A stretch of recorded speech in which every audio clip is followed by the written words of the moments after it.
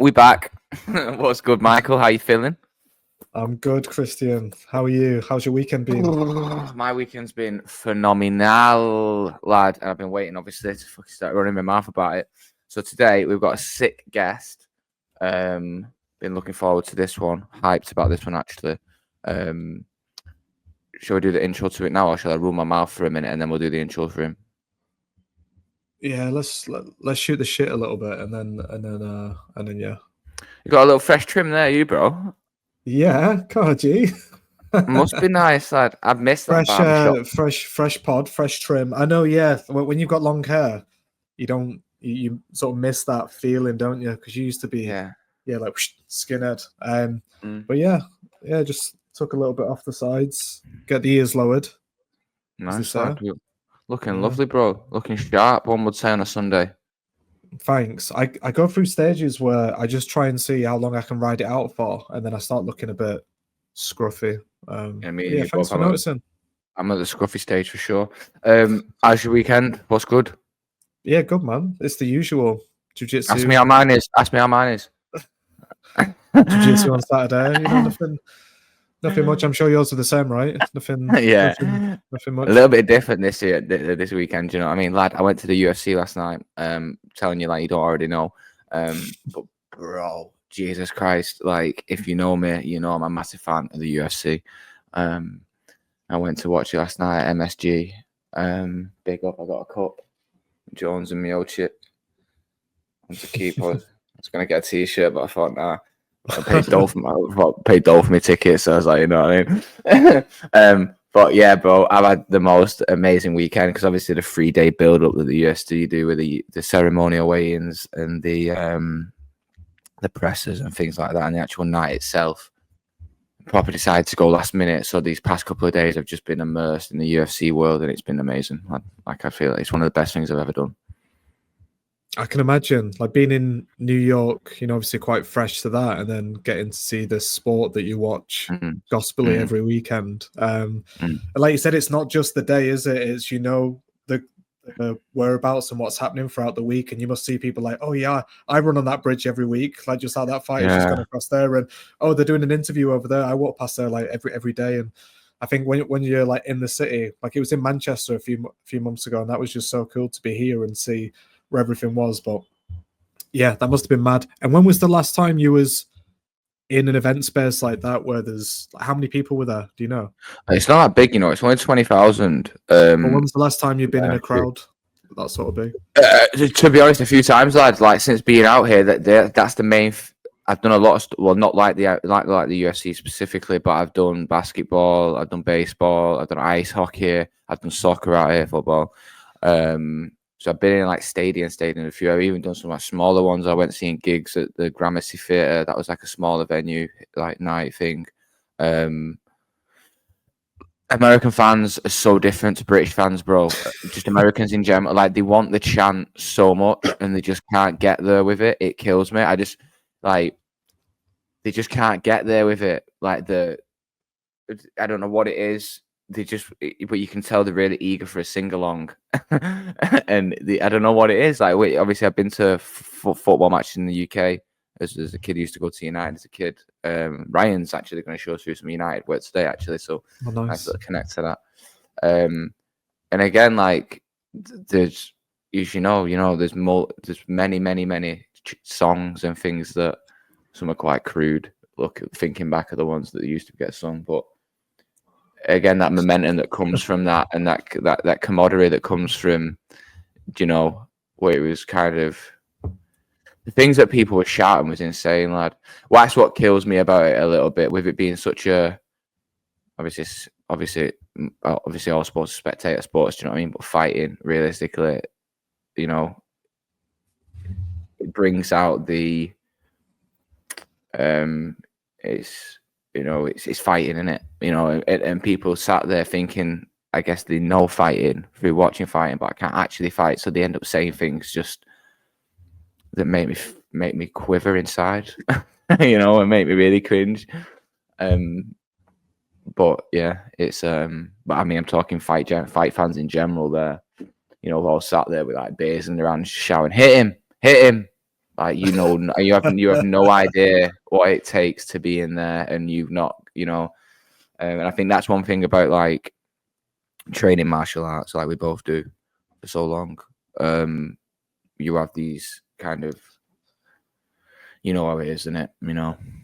And I think with that, you respect it a lot more than maybe you would do if you don't train it. I don't know. I can't understand it. It's so humbling, the experience of training martial arts, that I think, you have no option but to respect it, and that's usually the difference you can see in somebody who does train and who doesn't train. There's a good meme that usually pops around every now and again when there's a UFC fight on. It's this fat guy eating a bowl of popcorn watching the TV, and it's like, what's he doing? I would have just head kicked him and choked him out.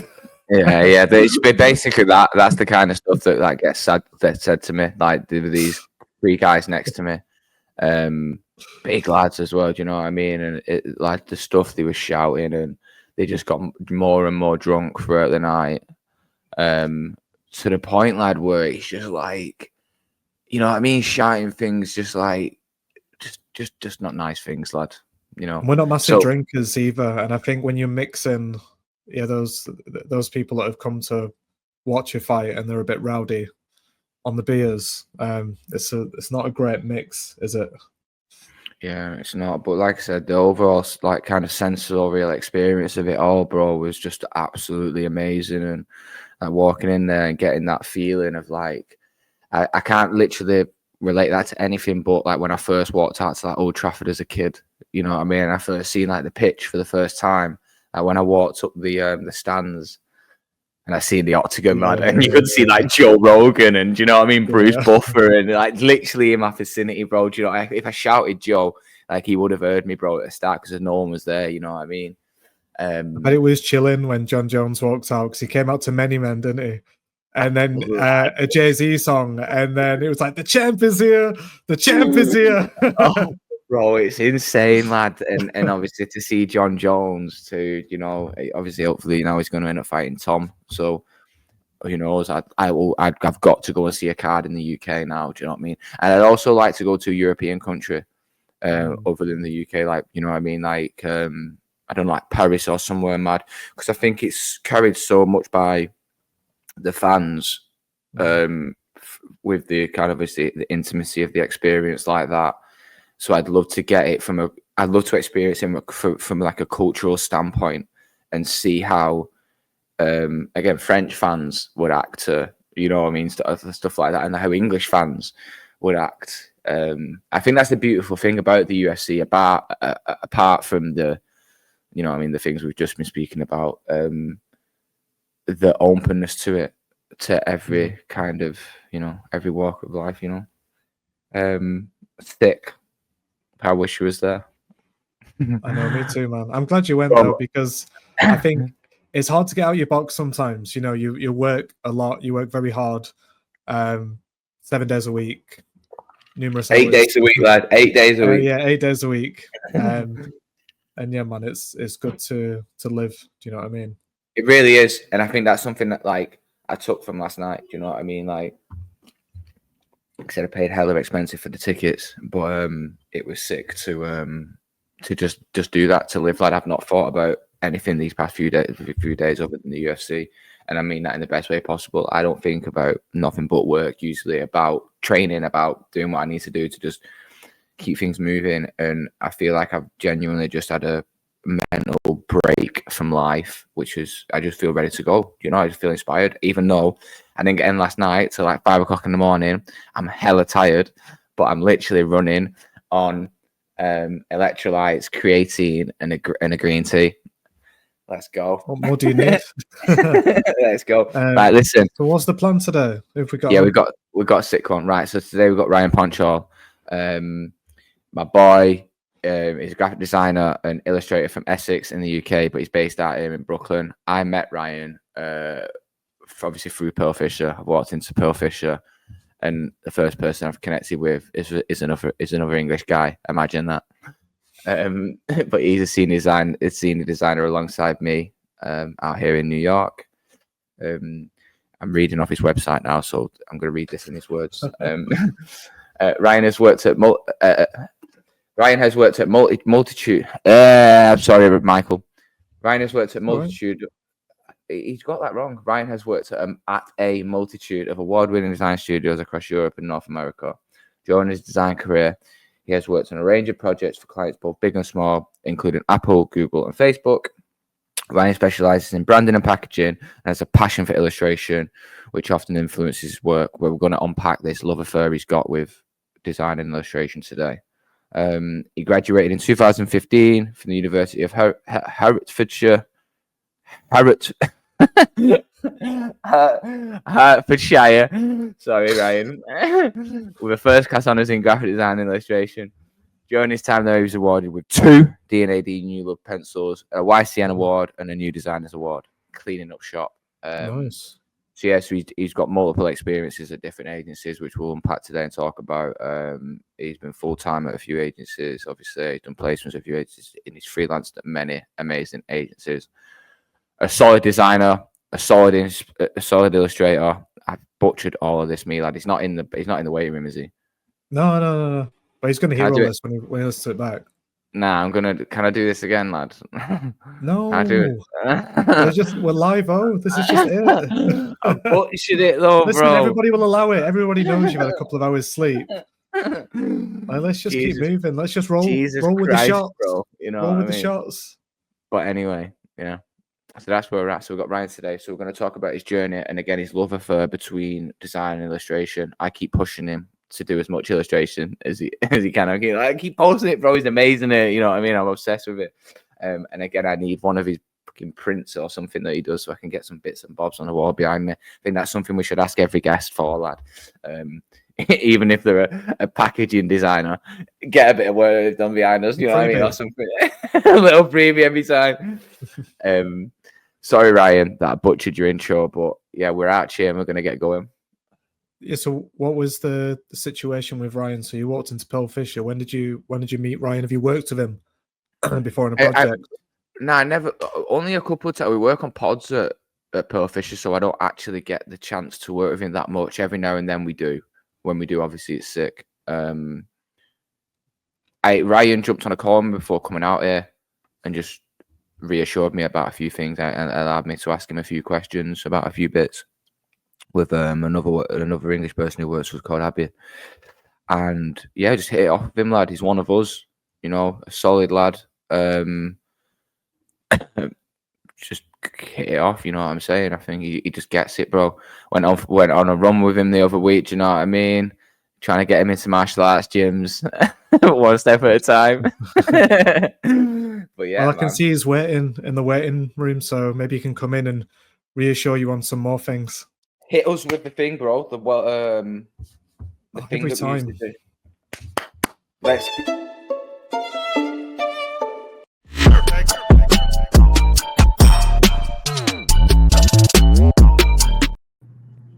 Yes, lads.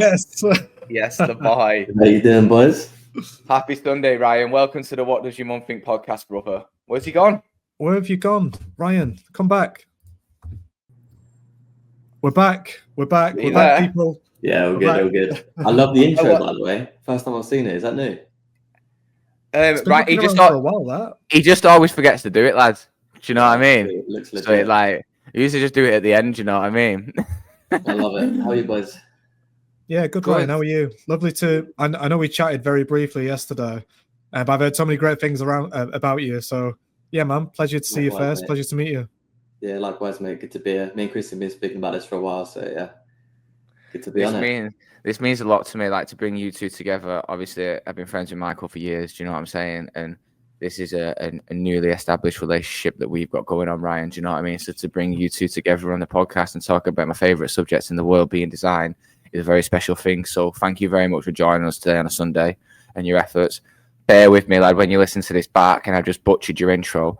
You say some sweet things on. I was in the waiting room. You can see what you're saying. That's what I think I get. I think disclaimer. I think I get in my head about that because I can see Michael's eyes going around a little bit. So I'm trying to second guess when the guest's here. I'm like, right. So then I can feel that he's here. Then I'm like, right, don't butcher this word. Don't butcher this word. No, you said some sweet things, mate. It's nice what you said. Appreciate it. Have you had your hair cut especially for this as well? No, I've done it fresh for you this morning, but nice. Yeah, you both look lovely for me. Do you know what I mean?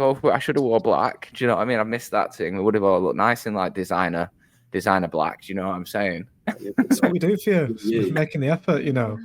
I just got a call from Christian about 20 minutes before the podcast. He was still in bed. No, you FaceTimed me this morning. It was in a different time zone. I was like, there's no way he's making 10 a.m., but here we are. Honestly, like I just ran my mouth about it the minute for it's the cup that I robbed. Oh, sweet, mate. How was it? Oh, you stole it. You didn't mention that bit. Well, not robbed. It's just figure of speech in it. Do you know what I mean? Is it?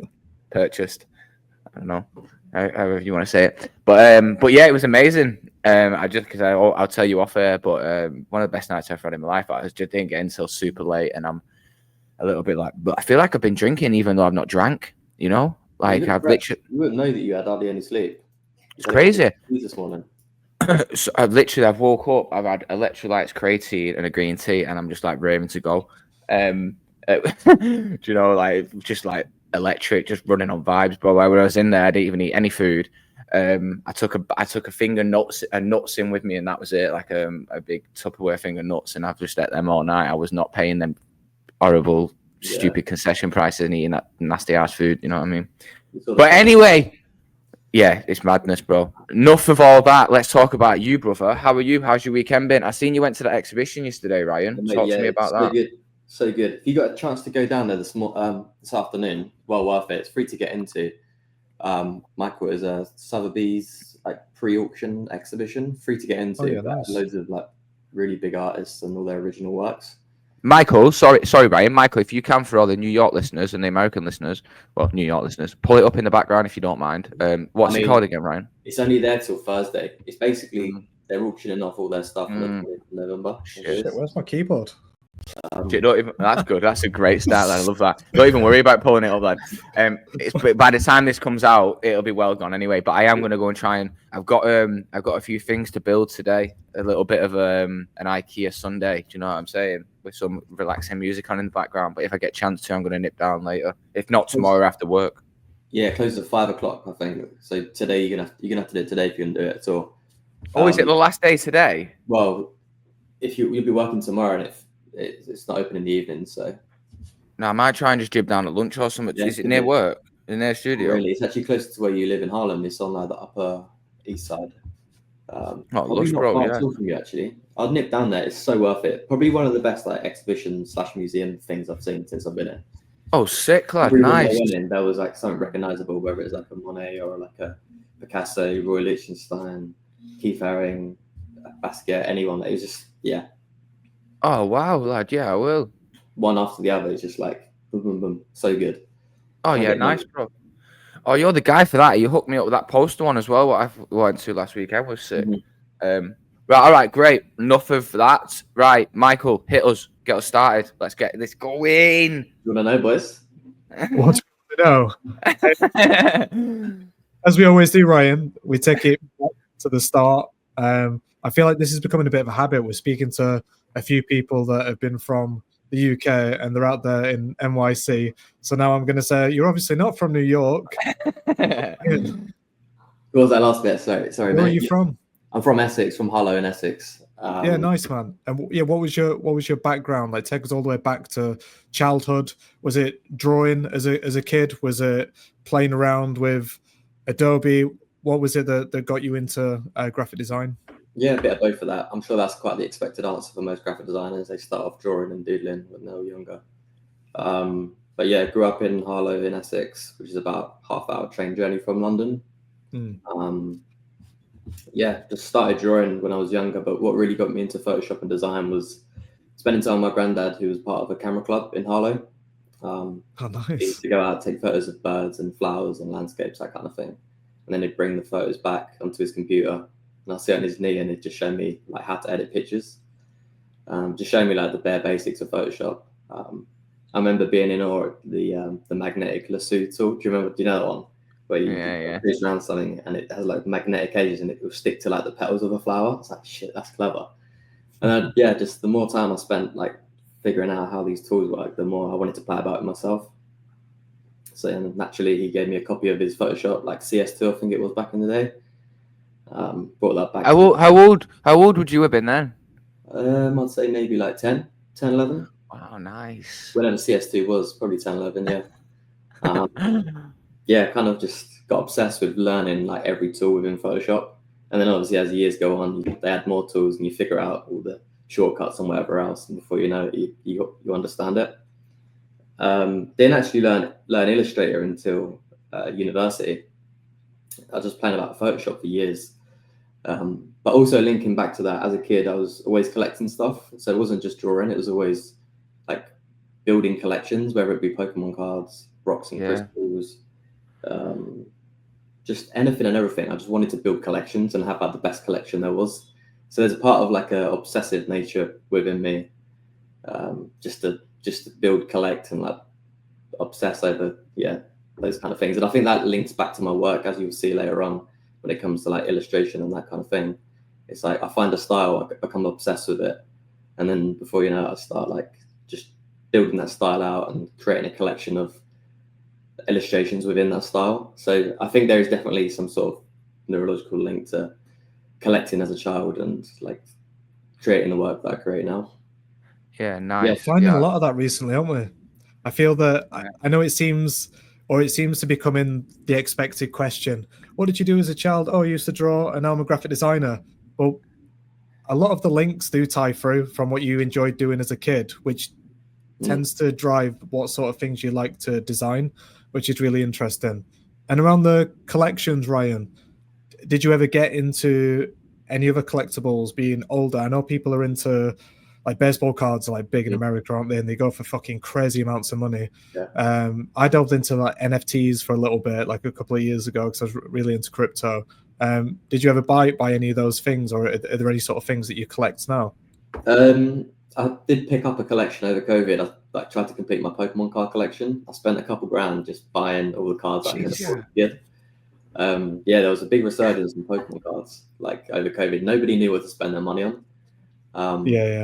And I'm sure that collection, like, not only is it like proper nostalgic for me to flick through that book, but I know that I'll be able to sell that collection for a decent amount of money in a few years. Have you got a solid one there? Yeah. Decent, yeah. It's like, I'll show you at some point. I'll send you a video, but it could be worth, I reckon, about 10K. All the stuff I've got. I keep them all in sleeves, within the sleeves and folders. They're not graded at all, like baseball cards, but it's probably something I'd never sell anyway. I just like flicking through it. It reminds me of being at school, you know.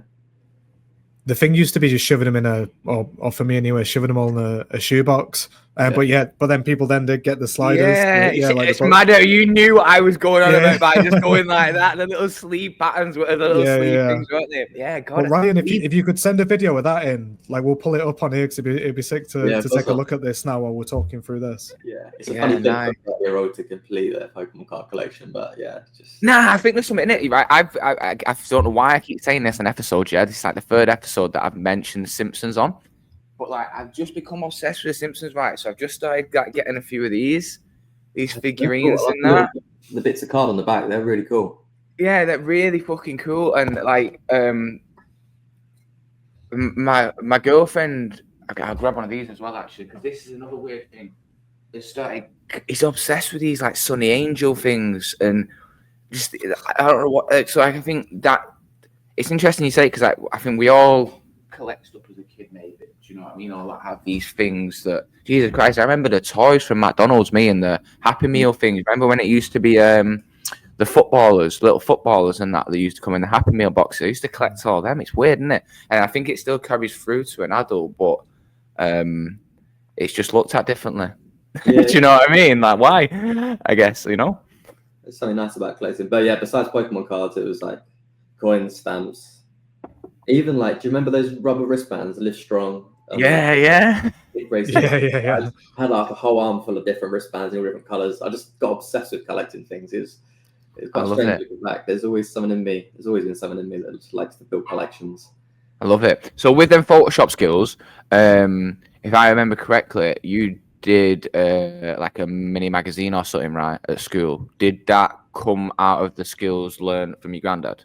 And talk to me about that. That was kind of me putting those skills to use. So what I used to do is like build personalized magazine covers for people for like anniversaries, for birthdays, Christmas, whatever it might be. They used to send me photos of whoever they wanted to put on the front of the cover, and they used to give me the name of the magazine, whether it be like Top Gear magazine, Enemy, Kerrang, Playboy, whatever. I used to basically just turn that photo into a magazine cover, and then I used to frame it. I used to get these cheap frames and give it back to them, and then they give me 15, 20 quid. So it's kind of a hustle, but it's also me building up my skills in Photoshop as well. Something else I've got at home, I've got a big folder of all these like magazine covers I did from back in the day. And that's me putting my magnetic lasso tool to use, like tracing around people. That's how I'd cut them out. Also, quite a good exercise in typography as well, like magazine covers and learning how to typeset. I mean, looking back now, the covers I did are like very shoddy, but like trying to mimic the typefaces that are on front of Enemy or the front of Top Gear, trying to get as close to that cut as I could, and then just trying to arrange all the type down the sides. And then all the type used to link back to the person on the cover. So if it was a birthday, it'd be like, I don't know, Top Gear, happy birthday, Tom. And then it used to be like, find out about Tom's favorite Mercedes on page 12, like that kind of thing. Yeah, I love it. That's amazing. With that, then, did any teachers in school or anything see? Could you then? I don't know. Our school, we did nothing on computers really in art or anything like that. But did you get to use them skills in your early days of like high school and stuff? Probably not high school. Like I said, this was kind of an out of school thing that I did, like a bit of a self-initiated hustle. Yeah. Probably make a bit of money at the same time. Like I think at the time, any money I was making was from a paper round. So to have an extra like 15 quid, 20 quid doing a magazine cover was kind of nice. I love it. But in terms of high school, I mean, I did art, GCSE art, and media studies. That was kind of my creative outlet at school. And then from there, went to Harlow College to do A-level. A-level, was it media studies again? A-level film, A-level photography, and design as well. So yeah. Nice. And then it was just pure graphic design at uni, innit? Yeah, the course was actually called graphic design and illustration. So it's a 3-year course, and the second year you have to decide whether you want to pick graphic design or illustration. So there was this like real balance in my head. We'll talk about it a lot more later on. Yeah, this is great. This is lovely. This is flowing nicely into the way I introduce you to this love affair that you've got with graphic design and illustration. Yeah. So we'll start unpacking this. So that's really interesting. So you go through kind of exploring your first couple of years of uni, doing both. What did you then decide to tie it up with on your last year? I decided graphic design. So my degree is actually in, I got first in graphic design. But I was always playing about with illustration on the side. Still do now. Like always have for the last since I was 10. Always drawing, always trying to figure out what my style is. But knowing that I still enjoy graphic design and like being pure and creating logos and playing about with type and color, that kind of thing. So it is a balance for me. It was always like me trying to figure out, do I just go and become an illustrator? Do I be a graphic designer? I think the path was always clearer at uni to go down the graphic design route. Like the tutors always say, like, here are the agencies you can go work for. This is the money you could be making. Whereas for an illustrator, that path wasn't as clear and wasn't as like figured out. I felt like there was probably a little bit more of a, once you've graduated, you go off and there's not an agency to go and work for. It's kind of like you can go do a Penguin book cover, or you can do some editorial illustrations for newspapers, whatever it might be. And that uncertainty probably scared me a little bit. So I picked graphic design. It makes sense. You know, you want that kind of I mean, when you're at uni especially, right, you want to make sure that career path that you're taking, I guess, is as tangible as possible and as, I guess at the time with the naivety, as lucrative as possible. Do you know what I mean? Even though there's not necessarily value in that, right? But you want to make sure that you can put food on your table, you know? And like, I think obviously illustration could be hella lucrative once you get there with it. I just think the hustle is a bit different to get there with the established nature of being an illustrator to being an established graphic designer. The path is a lot more written out, I guess, clearly for the designer than the illustrator, maybe.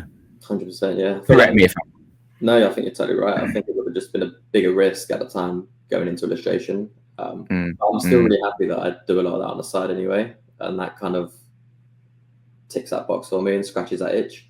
Yeah. And graphic design, I mean, we're both in New York. We're paid reasonably decent salaries, so we can like afford to just live how we want to live. Whereas, yeah, it would have been interesting to see if I did choose illustration where I would have ended up. But you still are. You're still doing illustration, Ryan. You're not. You still chose it, bro. Do you know what I mean? I'm pushing him every day, Michael, to do more. Do you know what I mean? I'm like, just draw some shoes, just post them out. Do you know what I mean? Just do these things. Like, I think it's sick, and we're gonna get to your work obviously eventually. And like, I love the style that you've kind of got, and you kind of landed on, so to say. I know you're still kind of exploring bits, but you've definitely got a Ryan Panch style. You know what I'm saying? Yeah. Well, like doing all that illustration on the side, and it's something we can speak about, like doing all those little side hustle magazine covers, collages, which we'll speak about later, the illustration style that we'll speak about later. Doing all those little things on the side all do fold in on each other, and you are able to pick little bits from those different side hustles, and they do come into what we do as a 9 to 5 at Pearlfisher, doing graphic design, whether it is composition for collages or whether it is, you know, typesetting for those magazine covers I was doing back in the day, or like the shading style that I'm now exploring in my new illustration style. All those things you can bring into your 9 to 5. So yeah, I love it. 100%. And I think we're gonna, as we keep saying, we're gonna get onto the design sort of versus illustration, but to keep things sort of on track. So you went down the route of graphic design, and then at your university was the opportunity for, you know, placement internships, or was that something that you did after university? Yeah, after university, actually, I did a couple in my second year at university at local places within Essex, and then after my third year, I went into London, did a couple of months at the Partners. But just as I graduated, I got offered a job at a place called Taxi Studio in Bristol. And the creative director, while we was at uni, called Spencer, he come in to do a talk, and I remember just being blown away by the stuff that they were doing for like Carlsberg and some of the huge brands. I was like, wow, I'd love to work for these. And then when I did graduate, they offered me a job, but I said to him, I'll take it, but I really want to do this placement at the Partners before. So they gave me kind of a job offer to start later on in the year, and before then I got to spend some time at the Partners. So that was great. And going back to my second year, actually, I did a couple of months at Top Man, the fashion company in Oxford Circus. I spent some time with their pattern team, their print team, doing just like graphic tees, all over patterns, that kind of stuff. So that was really cool, just to get a taster of, you know, if I was to do this illustration thing, I suppose a bit of graphic design as well within that team. But if I was to pursue that, that's what my career could have looked like. But then, yeah, going into the Partners and going to Taxi and realizing, like, being sold the whole like d&ad thing and Smile in the Mind thing, and like seeing that you can push ideas and all that, I was kind of bought into that, and that become more of my focus than illustration. So yeah, still to this day, I am glad that I pursued graphic design. That's kind of yeah, amazing. How was that move out to Bristol? Wicked. Yeah, Bristol's wicked. You been? Cool place. Yeah. I only went recently, about last year. I think I was coming back from like Devon, Cornwall, where we stopped at like Bath for a day or two, and then we went to Bristol because it's really close. I was really blown away. Like it's such a fucking cool place. Yeah, it's like a little creative hub. It's brilliant down there. Not so many agencies actually. There's people used to say it's like a little mini London before I moved. But yeah, such a colourful, eccentric, young, like diverse little place. I love it. I'd move back there if I was to go back to London, to the UK. I'd definitely spend some more time in Bristol. The noises in New York, bro. Love it. They're Ryan's. And Ryan's high up as well, bro. Like Ryan's, what floor are you on, Ryan? 7 floors up, but you know what I'm saying? That's it. And I'm first floor, bro. Do you know what I mean? So when they go past mine, my windows shake, lad. Do you know what I mean? You're more residential than I am. You're like more tucked down some like side streets. I'm on kind of main streets. So there's ambulances, fire engines, all that kind of part of the time. Apologies. No, I don't. I love it. Like, well, he says, do you know what I mean? But yeah, and then in all that, then what was the you had some association with the D&ad Academy, right? So was that within the placement scheme too, or was that where did that come? I guess that helped me out getting my jobs. Actually, I won 2 pencils in my 3rd year, and then off the back of those 2 pencils, went into that D&ad Academy. I don't know if they did that when you were at college as well. Nah, explain that. So was that at the end of your last year before getting it? So it's like is that like a transitional thing that they do for graduates or something? Yeah, kind of. Yeah, it's basically, okay, you finish uni now, you're about to go into the industry. Here's a stepping stone for you, and it's basically, I think it's 2 weeks long, but it's like this intense boot camp of all these industry speakers and workshops, and just like 3 or 4 of them a day for 2 weeks straight. Like your brain's fried at the end of it, but it was brilliant. Met some great people on that academy that I'm still in touch with now. Great place to get like industry links, meet like creative directors at places and explore different studios. You get toured around a load of different places. Yeah. Brilliant. Yeah, it's a great point, that, Ryan, I think, because like when you mentioned then about Taxi coming into university and like inspiring you, being like you want to work there, I was the same with Turner Duckworth.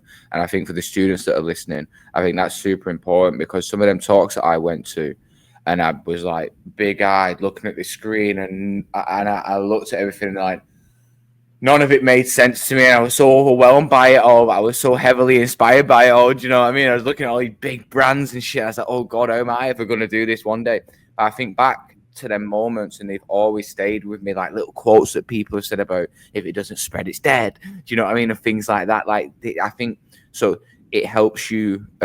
You can find yourself vicariously through them talks, I think, and find out the journeys you want to go down and the designer, illustrator you want to be from them things. You know what I mean? Yeah.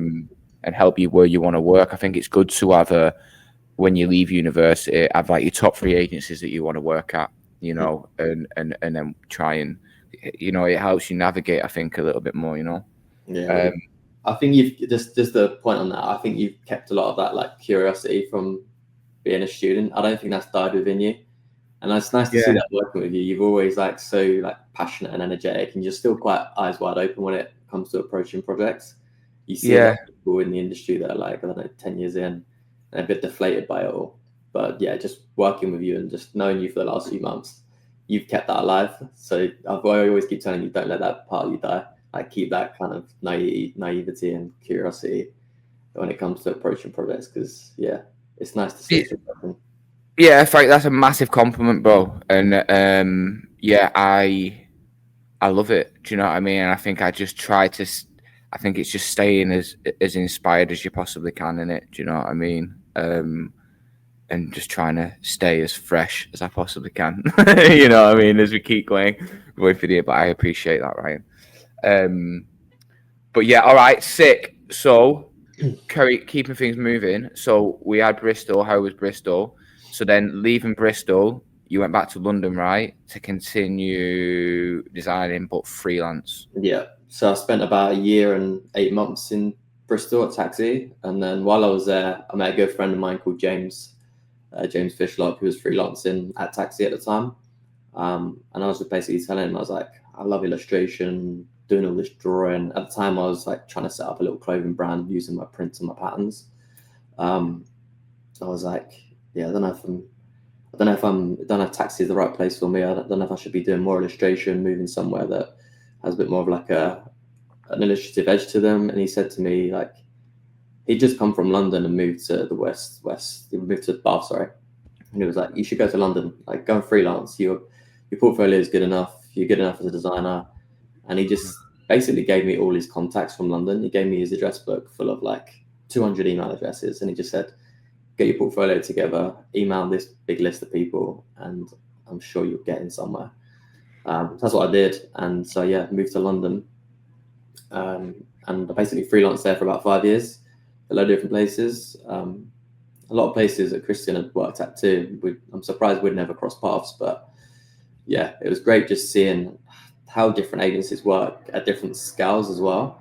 So I'd come from Taxi, which was about 40, 50 people big, but then I'd moved to work at freelancer companies, 200, 300 people, and then next week I'll be working at places that were like 3 or 4 people. So just seeing that like scale and how those like operations all just function day to day was really interesting. And then just seeing different approaches to design as well. Like some studios were way more intense than others. Some were way more relaxed. And I just like, I had so much time on my hands. I was like, how am I going to kill this time with how relaxed the studio is? But just like, it was a great like litmus test for me to find out where I wanted to work and what sort of agency I wanted to work at and the type of projects that agency would get. Yeah. Those 5 years were great. Yeah, you've been some great ones as well. I'm going to name a few here now. So you went to Mother, Magpie, Design Studio, obviously Pearlfisher, MB, Multi-Adapter, Someone, WMH. It's funny how we're not crossed back, you know what I mean? Supple Studio, B&B, VCCP with Danny Jones, advertising VCCP, right? That's one of the ones, there's like hundreds of people who work there, I think. Yeah, mate, Danny did work there. He don't work there anymore, does he? No. No, it's not that agency now. Space and PepsiCo too. So you've got a good, like, kind of diverse range of experience. So, like I said, even some in-house kind of agencies with Pepsi, smaller ones, you know, B&Bs and stuff like that. Then your big ones. I love Mother's work and obviously Magpies and stuff like that. Design Studio, yeah, solid. It is crazy, isn't it? That's what I'm noticing with these podcasts as well. Like, is that we're speaking to someone like last week, and then like Remy, we just did this podcast, and then that goes out, and then you start seeing all the threads. And like last week, I've been speaking to James as well, who's also in Manchester as well. Sweet. I'm like, oh, do you know who James is? Because I've just started speaking to him. I'm just wondering what the thread is. And he's like, oh yeah, I'm boys with Ryan, who also knows Christian. I'm like, fucking hell, lad.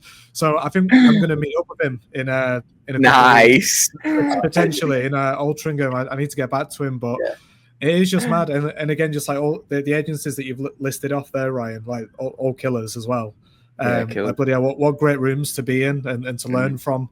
And that freelance time, that period, you get to feel like a student again, don't you? Bouncing back and forth, all these different learnings, and again, like just all the different threads, like you guys just said. Then you're surprised you haven't, crossed paths at been at the same place at the same time. It's such a small world, so you got to be careful what you say on this podcast.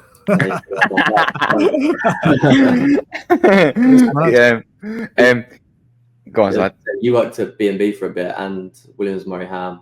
Yeah. There might have been times we were in the same room together. You never know. Wherever it was, videos, but yeah, nice. I mean, it's a solid range, bros. You know what I mean? I can imagine. Obviously, you was working at Pearlfisher and I was freelancing there too. But yeah, nice. 5 years of freelance. A lot of those places you listed out, I was kind of permalance there for a while. So Magpie, I think I was there for about 2 years on and off.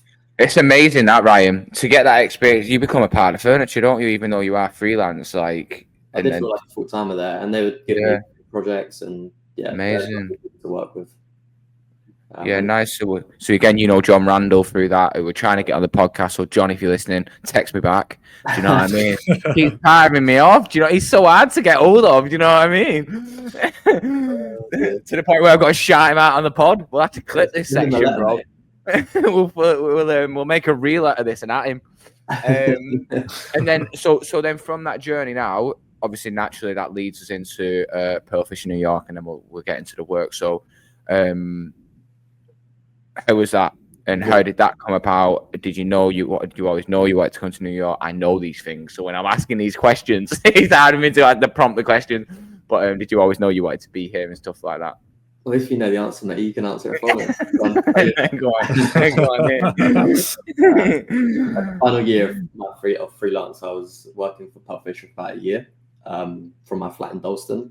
Just kind of, this was like the last year of COVID as well. So just spending a year just like kind of waking up in my bedroom downstairs, going up to the kitchen table, sitting on my laptop for 8 hours, making dinner, going back downstairs to sleep, just repeating that for like a year. And I was just kind of so bored of it. So I emailed one of the girls at Pearlfisher and I just said, when lockdown finishes, can I just come to New York for 3 months? So 3 months is how long you get on an ESTA, 90 days. And I was like, yeah, come over and come and work in our studio for a bit. So that was the plan. I just wanted to get out of London for a bit and explore a new city. I'd never been to New York. I visited America, but never New York. So yeah, packed my suitcase for 3 months worth of stuff. And while I was out here, I met my now fiance Julia, like a few days in, I was like, shit, I really like this girl. I can't just stay here for 3 months. I need to stay here for a little bit longer than that. So just trying to figure out ways and how I can just stay in New York. I was looking at all the different types of visas and just stressing out about it. I was like, I don't really want to let this girl go. But luckily, towards the end of those 3 months of Pearlfisher, one of the creative directors, Matt, he took me out for lunch and was like, do you want a full-time job here as a senior? We'll sort your visa out. Here's how much you get paid. Like, do you want to stay here? And so that kind of answered all my questions, and I was able to live that New York life for a bit. Michael, he had the complete opposite to what I did. Even fucking when I got here, yeah, it's like Con Edison. He's like, Con Edison? What's Con Edison? Do you know what I mean?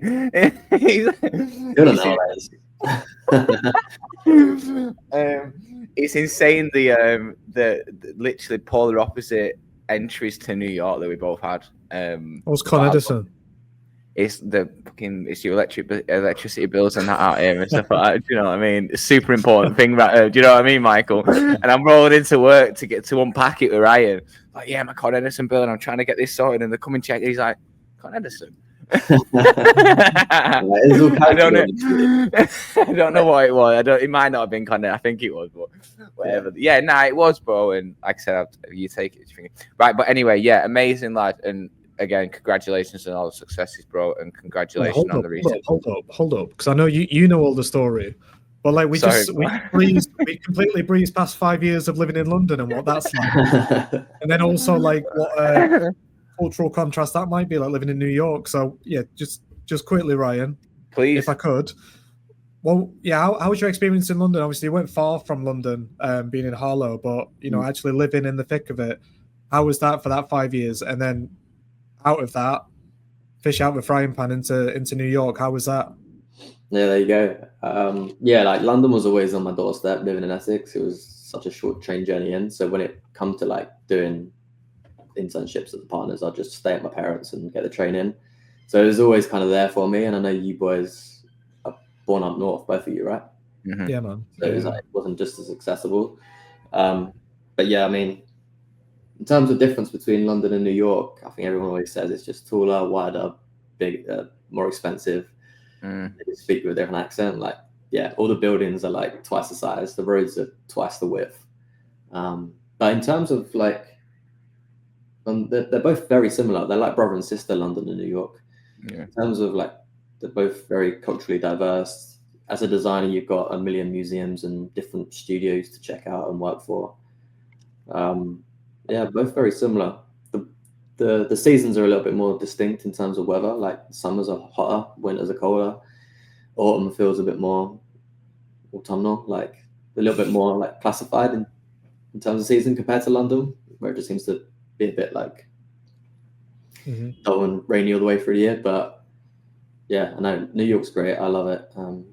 What do you think are the biggest differences if you can pick one in your head between New York and London?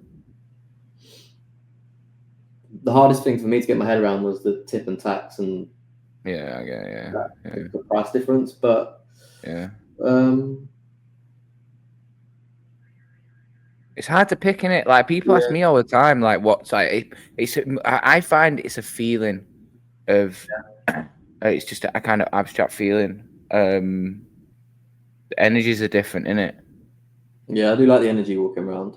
Yeah, I do. It's a feel like I love walking around London, but like I had a day of it again these past couple of days. We went and checked out the bloody tried to go and check out the tree at Rockefeller, and I didn't realise they only actually reveal it on the 4th of December, which is a nightmare. Do you know what I mean? Fucking got there like just a fucking bored when I got there, like with a painted Christmas tree on it. I was like, what the fuck's this about? Do you know what I mean?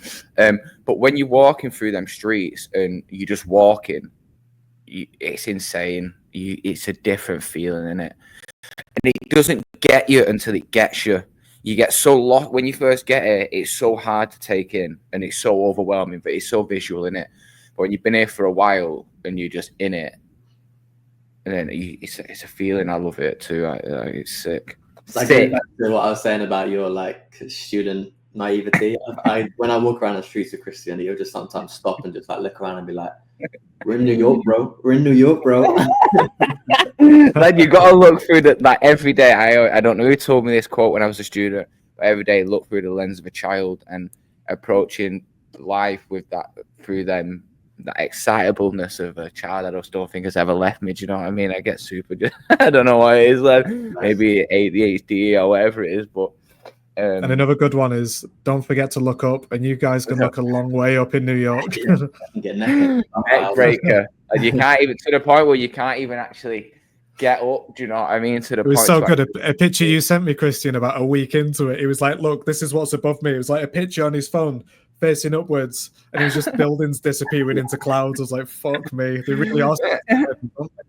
Yeah, I mean, I'd love a little bit more greenery around New York. That's one thing I do miss in terms of. New York, the amount of parks in London's great. Being able to run so easily. It's a bit harder in New York. You've got like two big parks, Central Park and Prospect Park. Yeah, go on, lad. It's just harder to go for runs around the street because it's all on blocks, and you're running like 50 yards, and then you got a red light, and then you stop and start, and it's just tricky. Whereas London, you got so many parks. Like you're probably never more than like half a mile away from a park. Mm-hmm. That's interesting. I never thought about that. Running in blocks. Like, how do you navigate that, Christian, when you go out for a run? You need to.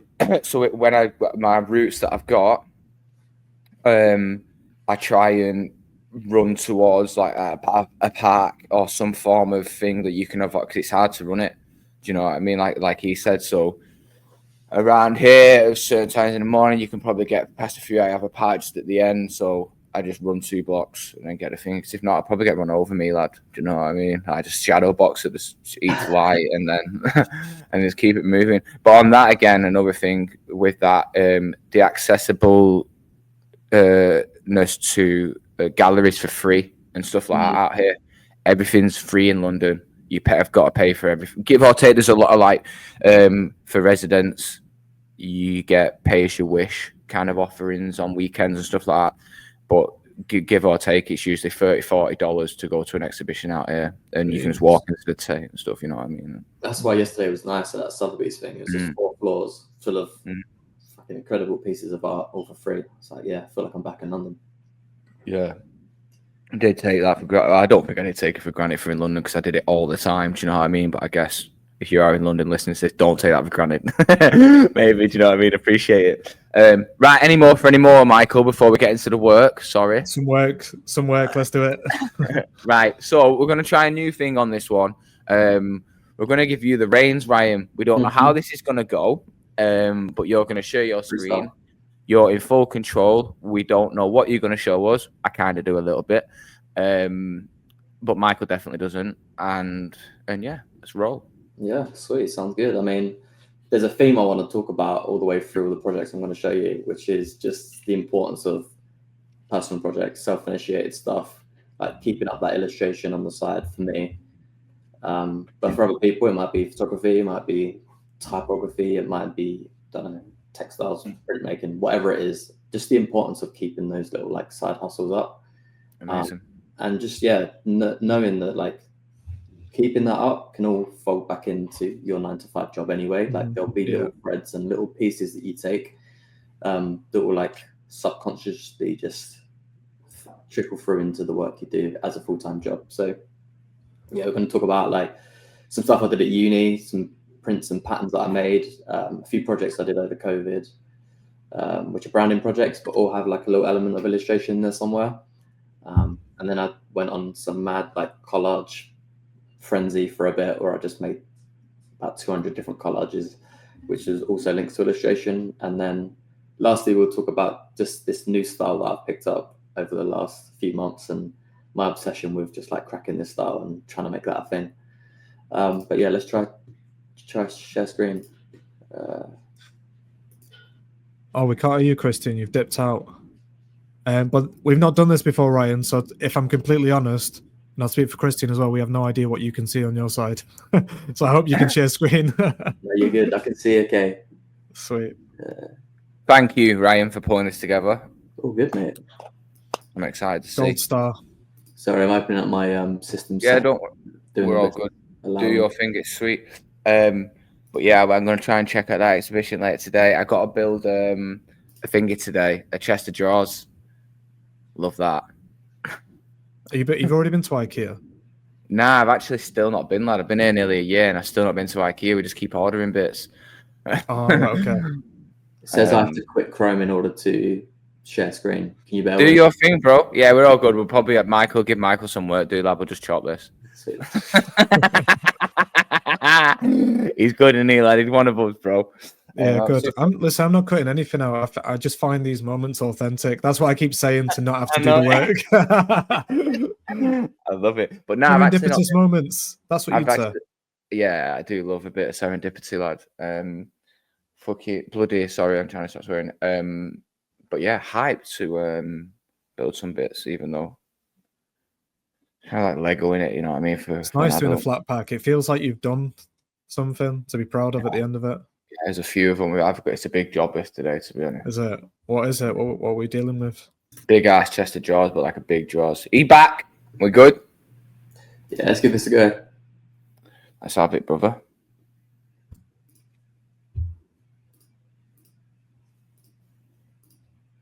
How's that? Michael? Yeah. Yeah, boy. Lovely. Can you see this? Yeah. Yeah, nice. Is it just showing the window, or is it showing my whole desktop? Nah, just showing the fishes. Sweet. Okay, so cool. This is sick. Before you show us through this, what program are you using here, Ryan? So this is Freeview, I think it's called, Freeform, sorry, which is like Apple's version of Miro. I'm only using this because it can allow some animation bits.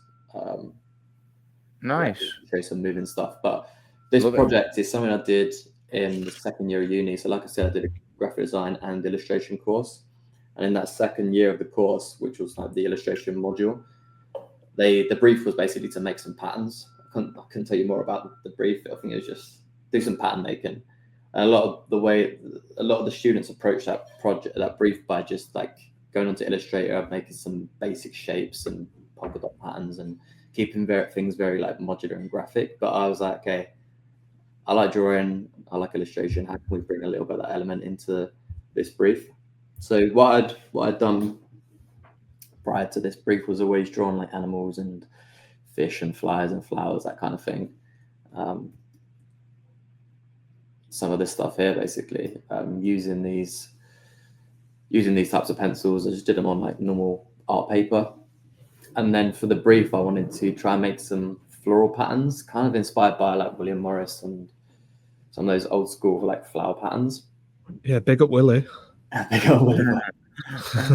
Yeah, nice one. Yeah, this was my like final 3 patterns that I created.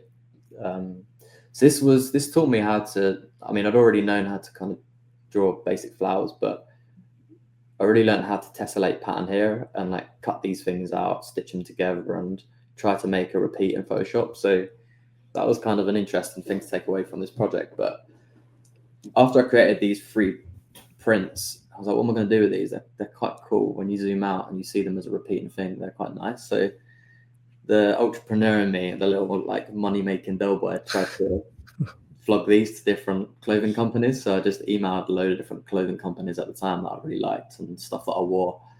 And one of the companies that got back to me, Hype Clothing, these guys, they'd be like, yeah, we'll take the patterns off you. We'll have them. They paid me hardly any money. I think they paid me like 80 quid a pattern. But they did they? Yeah, that's insane. Like Michael, I've seen these bags everywhere at uni. Yeah, everywhere.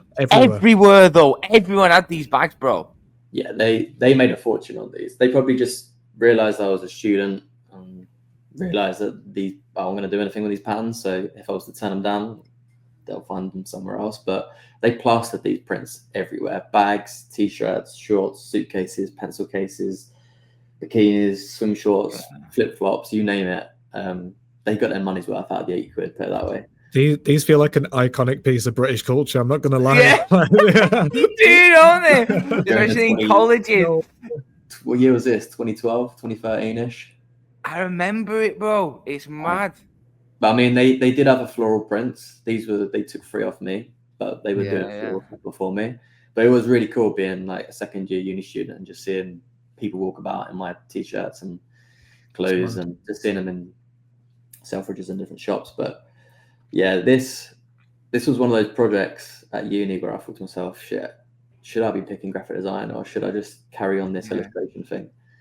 But yeah, what I did eventually realize after seeing so many people wear these different products, I was like, I could do this by myself. So while I was at Taxi actually in Bristol, I was like, I'm going to pick up the pencils again and do a bit more drawing. And I created a few more patterns. So this was one of them here. I think I created about 6 or 7, 3 florals and a few others. But I just tried to kind of copy that hype model. And I was like, okay, I can just print these on t-shirts. Maybe I can sell a few myself and build a little something. So there's 3 more that I did. And eventually I did set up a little clothing company with a guy at Taxi, my friend George. We set this company up called Rags, which stood for Ryan and George. It was also a little play on words for clothes. Yeah, we just printed a load of these t-shirts and I sold them to mates. And it was a fun thing to do for a year or 2, just to kickstart my illustration back up and make another set of these patterns. And then by doing that little clothing company, I learned how to print patterns onto t-shirts, what sort of materials you need, what sort of cotton and threads to go for. Like that taught me a load in terms of the fashion industry, which I hadn't realized before, but an interesting thing to do. I shut it down after a couple of years.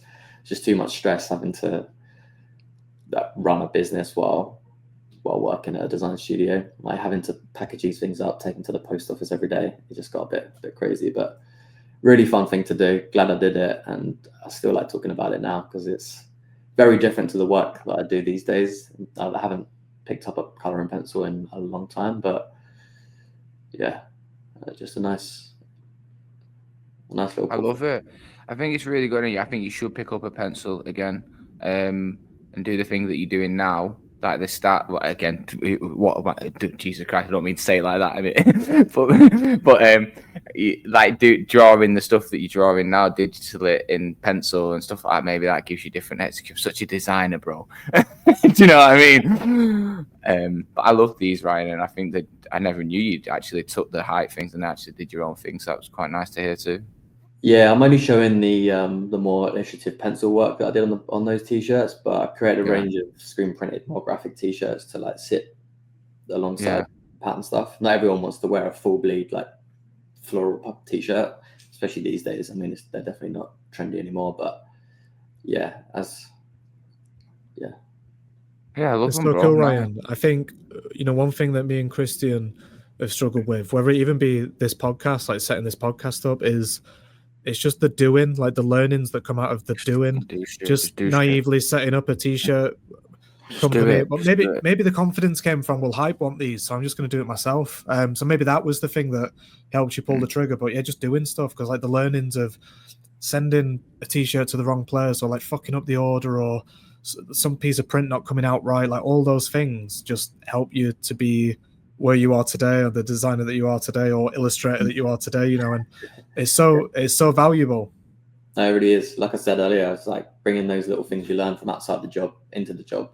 Like this taught me how to set up a website and do all the back end of like setting up an e-commerce thing and all that headache. I mean, it's easier to do now with like Shopify and Squarespace and some of those websites, but back then I built all this on WordPress and brought in a load of people to help me out with like coding it up and nice. Still skills that I remember and still skills that I use. Love it. Right. Next, what is it? You did some stuff in COVID, right? So coming out of COVID. Let's talk about the COVID stuff. I'm going to jump into my website now. Sweet. Nice. Yeah, dude, it's so crazy when he showed me them, Michael. It's literally has captured an era of like a year. It really has. It's photo silent, weren't it? Remember, you used to go in photo silent. Blasted everywhere.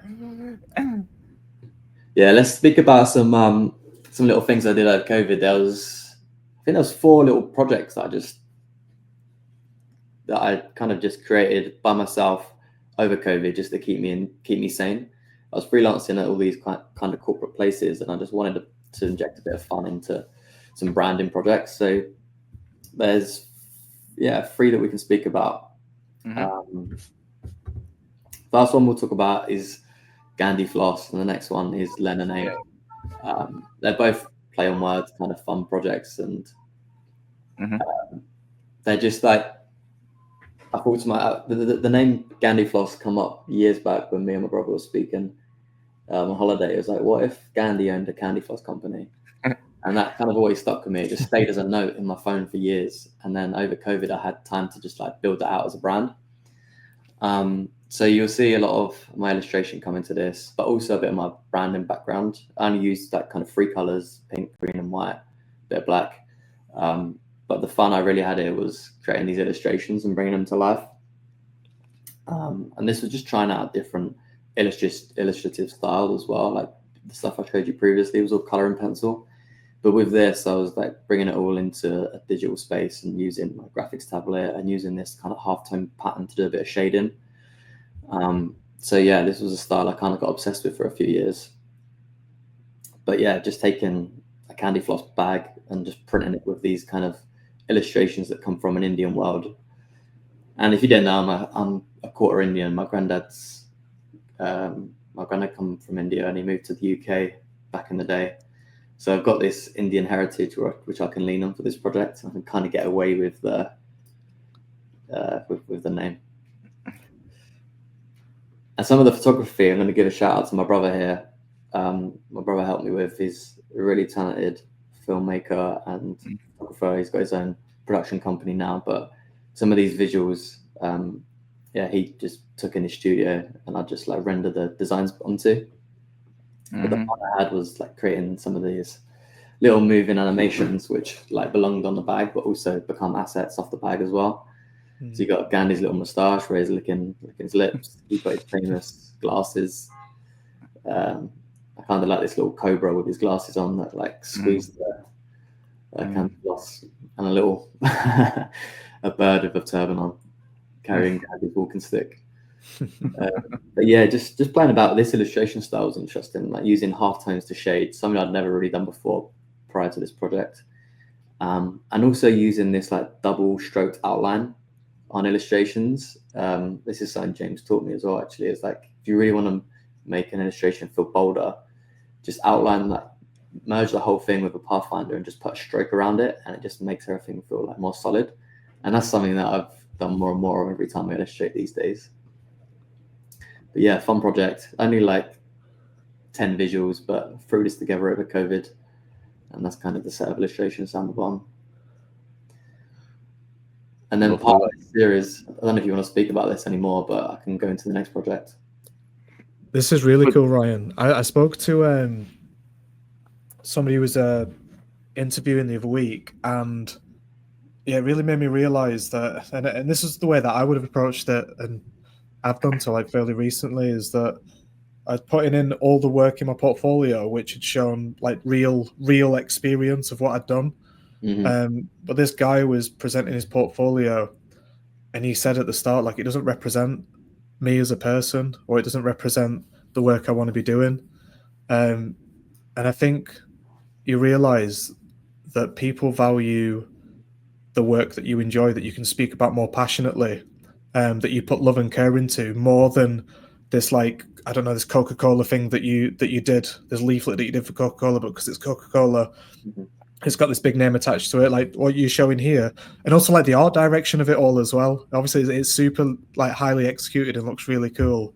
But yeah, like this would probably serve, like, and it is in your portfolio, it'd serve you so much better than maybe some of the more corporate work that you've done in your past. Yeah, that's a great point. That's something I actually wanted to speak about at the end. Like, I basically survived off a portfolio of like 6 projects that were all just concepts and fake projects. Yeah. And having freelance for 5 years, that was kind of my portfolio. It was just stuff that I really enjoyed, stuff that I'd done on the side, but stuff that I could speak quite passionately about. And a lot of this work attracted like my own freelance clients. They saw this stuff and was like, I kind of want some of these illustrations for my brand. And I'll go into one of these projects in a minute, which I landed off the back of this project. But totally agree in terms of, yeah, you don't always have to show that those corporate projects just because that's real life. It's real life stuff that got printed. It's it's not necessarily a true reflection of the stuff that you enjoy making or stuff that you want to do more of. Me and Christian were speaking about this the other day as well, actually. His portfolio is a great example of that. Like, he's got projects in there for MMA rebrands, for a smoking company, like stuff that his little hobbies and passions. He's got a project for each of those that represent him as person. Smoking a hobby. Don't know what you mean, Ryan. Sorry. Carry on, Ryan. He was in. I knew he was going to pull that up. Then, do you know what I mean? He killed me, lad. I love it. But yeah, putting in projects in your portfolio that you want to do more of, basically. Bro, 100%. The work you do is the work you do. Do you know what I mean? It's as simple as that. And like, if you're showing a pack, if you've got a portfolio filled with FMCG, then you're going to do FMCG work. Do you know what I'm saying? But if you're an FMCG designer who wants to do more illustration, then you should probably populate your portfolio more with illustration. Do you know what I mean? And like, I think it's just again, it goes back to my point as well with like, I think it's lovely having the love affair and having both. You got both and you're blessed. Do you know what I mean? To be able to, I wish I could illustrate more, and I should probably illustrate more and play with that. It goes back to my original point. Like, I think with university, coming out of university, having your eye on your favorite agencies, and even if you don't know why it's your favorite agency, like I didn't know why Turner Duckworth was my favorite agency, but I was just obsessed with the bold simplicity and the purity of the big ideas, that smile moment, do you know what I mean, or whatever. And obviously that carried through into my work all the way through, do you know what I mean? But then I tailor that thinking to the stuff that I want to do more of, whether it's personal, whether it's more in work. And I know Michael's the same. Obviously you're the same, but you know what I mean, pushing this stuff out there. So what you do is what you do, you know what I mean? No, exactly. I used to get quite hung up on not having loads of client projects in my portfolio, but like this kind of represents my skill set anyway. It shows that I can kind of do a bit of art direction and do a bit of typography. I can illustrate. I didn't animate any of this stuff. Big shout out to a friend of mine called Robbie that done all this. But yeah, this is the stuff I want to do more of. Like, yeah, they become holistic overviews of your attributes as a designer / illustrator. And it's a celebration of your skill set and a way to, I guess, discover yourself by doing the stuff, just doing the shit, just doing shit. Do you know what I mean? Just doing stuff. Right. And just going back to that love affair of illustration, like it has always been a little bit of that. And I don't know if this is a great comparison, but if like graphic design is my wife and illustration is my mistress, kind of thing. We'll say like that. keeping everything kind of again, there's carrying the two together as best as I can. Not that you can go on living a life with a mistress and a wife, but it's interesting though, isn't it? Because it's like we chatted with Alec Tear, which hopefully you've all listened to, episode 3 of the What Does Your Mum Think podcast. Please go back and do listen. Look at that, shameless little plugs. Podcasting, bro. It was the same thing, and the way he's set up his new website, he's got this split of like lettering and design. So again, maybe that is your brand, bro. The whole thing you build off and the whole narrative you pull on is the love affair you've got with, and it's always these two things, you know. Just trying to not let one pull me in either direction. It's just like, okay, I'm staying in the middle. I can do a bit of both. That's kind of the way I want to go about. And allow it every now and again when you need to go and sleep at the mistresses. Do you know what I mean? Like, allow it, bro. Bad about it. It's nice, bro. Do you know what I mean? All right, let's keep going through some work. Take us through Lemonade. Yeah, I'm gonna go into a project that links. I mean, I was doing this second project at the same time. I was doing Candy Floss. It was the whole theme was like, what if these celebrities or famous figures of the past had their own brand? So Candy Floss had his own Candy Floss brand. The second one I wanted to do was if John Lennon had his own lemonade brand, we're going to call it Lemonade. Similar approach to Candy Floss, just like strip back the colors, use green, yellow, black. But this time, my illustrative kind of output was these little stickers. And looking back now, this whole sticker thing has been done to death. I did this in 2020 at the peak of the whole sticker hype. But it was just a really fun little project to illustrate all my favorite songs into these little stickers and little icons. So each of these songs has a little link back to a song lyric of the Beatles or a place that the Beatles done a show or a band member of the Beatles, then my favorite band of all time. So to have a little project, again, like the having those projects that represent you as a person, this is kind of what represents the music side of me, but also, you know, a bit of that design side of me too. So yeah, just creating a nice sticker set and using these stickers as assets across a lemonade brand. Yeah, that's so cool, Ryan. Like where you've got the lemons in. And then just on the cans, and then a fun little vending machine at the end. So again, just making these case studies like quite concise, not flooding it with visuals, just a few illustrations, how those illustrations apply to different touch points. I even got these stickers printed and shot this. It's not the greatest picture, but just a fun thing to have these little sticker sets, and I gave them out to a few friends. I used to have my old laptop covered in these as well.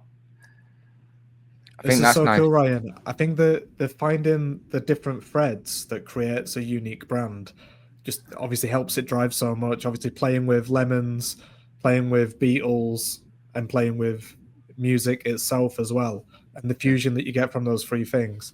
And you fucking nailed it with those illustrations. Thank you, mate. Yeah, man, they're wicked. Feel very Aaron Draplin, like nice thick lines. Yeah, really cool. I love the little piece lemon that's cutting off. That was wicked. They'd all animate really nicely too, innit? Like one by one, all on that page, all popping off and going mad. Yeah, I made a conscious decision not to talk about any corporate client stuff in this podcast. I've done over the years, and also worth noting how my styles kind of shifted and changed. Like, started off with those hand-colored pencil stuff. Then, as you can see, it's got a little bit more graphic. I've taken it over to computer, and it's gone a bit more of like iconographic here. Later on, you're going to see two completely other styles, and I think that links back to that like childlike collectible obsessiveness that I had as a kid, just like collecting these different styles and seeing how far I can push it. And it's kind of it's in a way just me collecting styles these days. That's how I see it. I love it, lad. But in it all, you're finding your own distinct style, though, which is nice. You know, like it's just like you're trying all these things and not being too precious as such, which I think is great. You know what I mean? Being fearless. And again, this is stuff that we can bring into day-to-day work. Like creating stickers for Pearlfisher projects is, you know, I'm sure we've done it on many routes, many times over the years. So this, again, links back to what we do, 9 to 5. Little things. Yeah.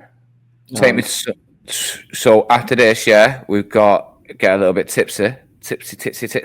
Yeah, this was actually a client project. This is a project I landed off the back of those last two. So just by showing those two illustrative like projects in my portfolio that aren't even real, a real client come over to me and was like, I love those illustrations. I want to set up those for my brand.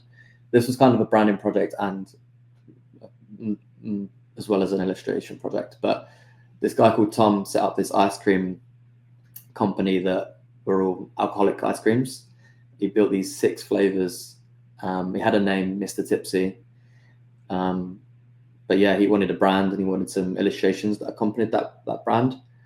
So this is what I made for him, and spent most of the time just on the illustrations, to be honest. But really fun little project. Again, use Robbie to bring these little characters to life. And if you haven't realized already, a lot of my projects have got these little puns, like word puns in. So lemonade, candy floss, but I've tried to bring some of that wordplay into a lot of these other projects. So Rum Forest Rum was the mango rum ice cream. It's just the way to amaretto was the almond amaretto flavored ice cream. And then you've got hello limoncello.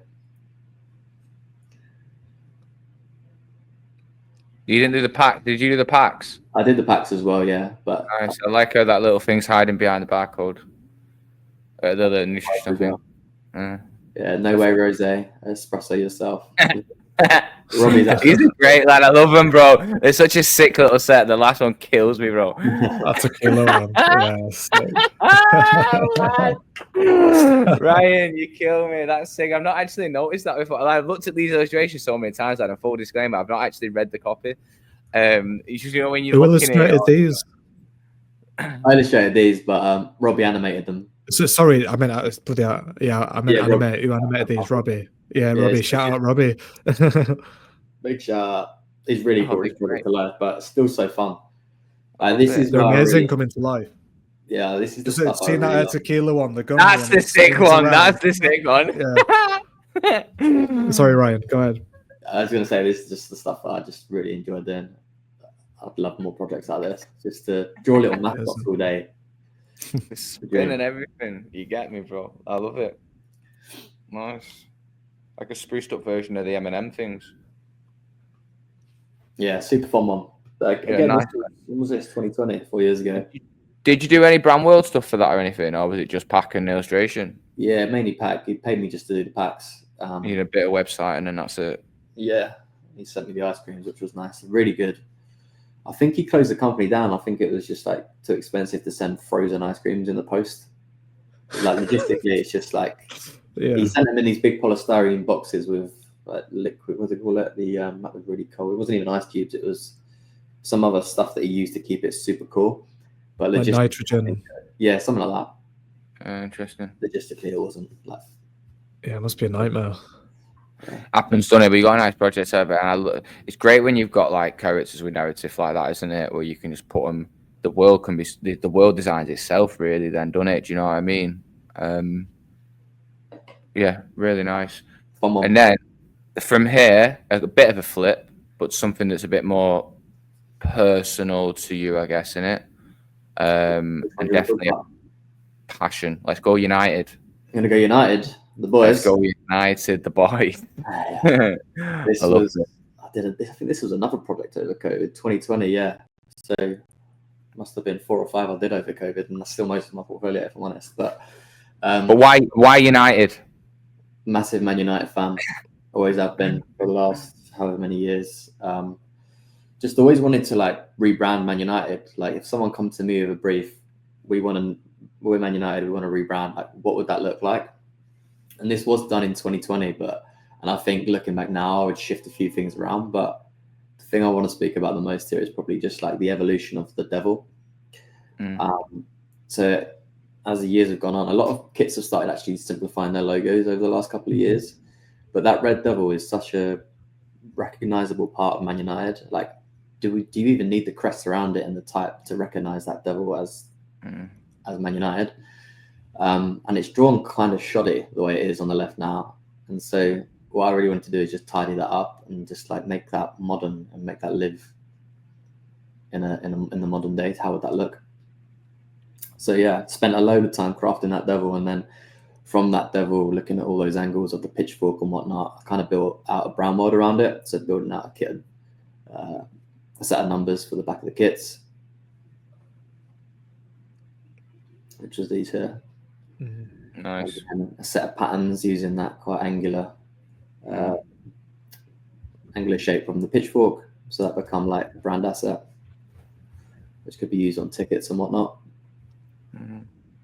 And then just how those things that all come together in terms of pattern on the kit, using those numbers on the back. You've got a much more singular looking devil on the chest. Yeah, just a fun one to keep me sane. Like I didn't work with anyone on this project. It was just one of those things I did spend a couple of weeks on during lockdown, and yeah, always a dream project, a dream project to get in real life. So yeah, why not do it now? And it's one of those things. I did it, sent it out to Man United, and who knows, one day they might take this approach to the devil. They might want to strip it all back, like Liverpool, and I think Arsenal have started doing it with their logos. They had this quite flourishy logo in shields and emblems, and they've just stripped it back to like a cannon for some of the Arsenal kits, and then one of those cock birds with the Liverpool kit. So maybe this is the approach Man United will take in a few years, and if they do, hit me up. Hail Big Panch. Yeah, love it, bro. And so people have been in touch with you about it, though, right? We have spoken to some people. Right? Actually, yeah, some like Man United podcasters tried to get in touch and wanted to buy the devil itself off me, like buy this graphic and the rights to it. They offered me a couple of £100, and I was like, nah. Just in case Man United do come along one day, like I don't want to sell the rights to you for a couple of £100. Yeah. You know, I'm sure they'll take it in-house and design it themselves, but who knows? Who knows, lad? You know what I mean? Yeah, I mean, it's dated 2020 here. Hey, I love that thingy as well. Sorry, go on that logo pages.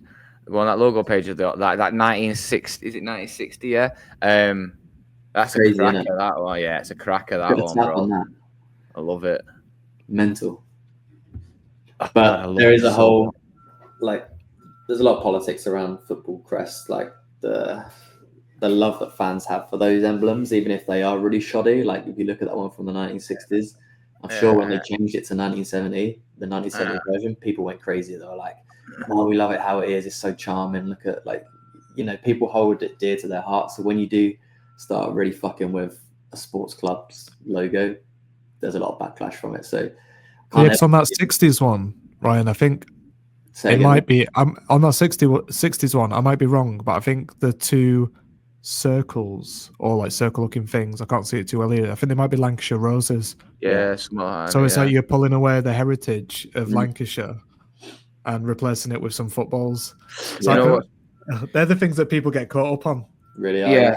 You know what's mad about it as well, right? There's something about that 1960s one that feels like a janky old football boot, like from that era. You know, the way they used to bend upwards and stuff.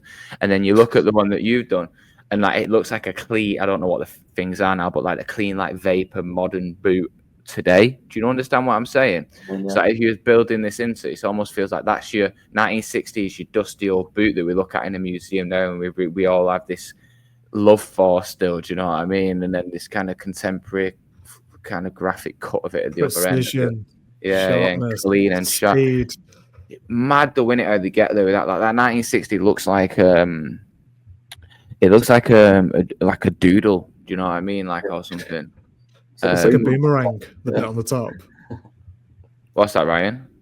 I said exactly the same thing as Michael. It looks like a boomerang. Did you? Yeah. It's a mad little finger, and then you look at like 1998 today, which is obviously today's, and even that could be cleaned up, innit? Yeah, a lot of like bevels and shadows, fake shadows and stuff in that. My dad's got that tattooed on his leg.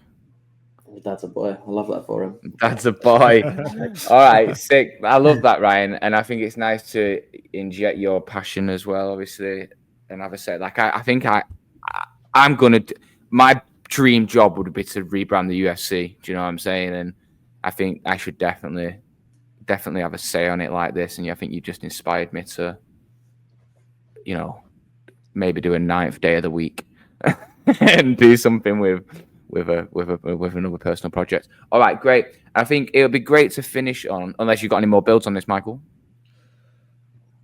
Okay, yeah, I'll go. I was just gonna say that this is super inspiring, Ryan. I think I speak to so many designers, and I'm guilty of it. Christian's guilty of it. 99.9% of designers are guilty of it. Like not working on our portfolios or saying that, oh yeah, like my website's not up to date. Like, you know, so many people give you advice like, oh yeah, do this with your website, put that, and then you go, okay, what's your website? Can I have a look at it? And they go, oh yeah, not touched it for 10 years, mate. And you're like, well, you're really setting a standard here. And I know obviously you mentioned that a lot of this did happen during COVID. You might have been a little bit more freer, but just to use that initiative, and I think how much it's paid off, that it can sit in your portfolio and it can stand the test of time. Like it's wicked, man. It's really good. I appreciate that. Thank you, mate. I need to fucking sort myself out. It takes time. It really does. It does. Because when you're in the moment with the work and you're doing the job and all that stuff, you just think, oh, you know, I mean, that needs prioritizing, and almost like you feel like I need to do it again. Do you know what I mean? You just get to a point in your career, don't you, where you forget, and then when you step back from it after you've done it, you actually feel like, oh, I've actually done a few things in the past 15 years doing this bloody thing, you know. It's overwhelming when you've got like 10 projects to upload at once, so you can just do them when you've completed a project. Just get those visuals up there one by one. It's just easier to tackle one at a time. It's that chipping it. I think when it's like that, the design agency kind of the demographic then, isn't it? In a way, you've got like a structure, and you just update a project, and you switch around this, you put that as your head of project, you know what I mean, that concept in. But I think what Michael's saying, and again what I'm kind of touching on is it's that big mammoth of it. Yeah. It's like this is what it looks like now. This is my little brand logo. I've been trying to do a logo for myself for 14, 15 years, Ryan. Do you know what I mean? Like, I'm still not landing out to the point now where I probably just type my name out. Do you know what I mean? Like, after all that, you know? And it's like, when does it stop? Yeah. It doesn't, you know, and I think that's a hard thing for me, because it's that I like the feeling of completeness. I guess like you, like having collected the collection, 100 out of 100, maybe, I don't know. And it's this thing that has constantly got to like stay up date with things that are happening outside of the work itself, you know, the way you present the work, and there's loads of factors to it, isn't there? You know, I was showing you my portfolio last week, Ryan, or a couple of weeks ago, and like an old project that I haven't touched from years ago, and you're like, just all you said was put it on coloured backgrounds. Do you know what I mean? And I'd just been so looking at this project in a tunnel vision, like kind of thing, and then you put it on a cover, and it's something just as simple as that can change the perception of it. So, you know. Yeah. But then also on the Gandhi one, I like that you've spent that time to art direct them and really consider them and shoot them, because I think a lot of freelancers or designers that are working a day job, they don't tend to spend the time to do that. Whereas an agency would do, they'd spend like, okay, let's put 5K to one side and build a case study. But just seeing like the time and effort to go into those bits really makes such a big difference. Yeah, I mean, it's a controversial thing to do, but I have actually gone back and recreated a few of these visuals. I know maybe you should just leave some projects in the past. Nah, man. I know. But like, I actually recreated this header a few weeks ago. This was just vector, but then I found this plugin that allowed you to like add this kind of graffiti spray paint effect. So I found like a wall surface and added this like spray edge to a few of the letters, and it just feels so much more like authentic to like the brand than what it was before. So yeah, like, why not go back and like tinker with a few visuals and make them feel a bit more modern? Like, use new skills that you've gained over the years and apply those skills to old visuals, or use plugins that you found along the way, or new typefaces. And you know, I don't think there's any harm in it. If it means you can keep the project feeling modern and keep it in your portfolio, then yeah. That's why we do it, isn't it? Yeah, for sure. Yeah, definitely. The idea is the main thing for me. Do you know what I mean? I think it's just around that. Then once that the thoroughness of the thought is down, do you know what I mean? You dress it up in 100 ways. Do you know what I mean? But what's the thing that doesn't change? Totally. You know, and I think that's the important thing. You know, like, regardless if the thing gets dressed up in 100 different ways, that what is that unmistakable thing that you can't change? You know what I mean? Like, what is the thing? Right. So I think that's all great. Thank you so much for I want to land on where you're at with these illustrations today. For all these exploration that you've done of styles and stuff like that, and you can see the connective tissue through it all, Ryan. You've just released a beautiful set of. They were specifically for Halloween, weren't they? But you've got like a big set of these ones, right? Let's move over to them. Hang on. But yeah, I love these. There was one more little project that I wanted to talk about quite briefly. Oh yeah, another crazy shift on illustration. But how long have we got? How long have we been going for? Well, what have we got? We've been doing an hour and 33 minutes so far, so it's as long as you can want to stay for. Please drive if you want. Do as you please. We'll keep this one like super brief. This next one, you don't have to really ask any questions about it. It's just kind of another little something I did over COVID, which was just create collages.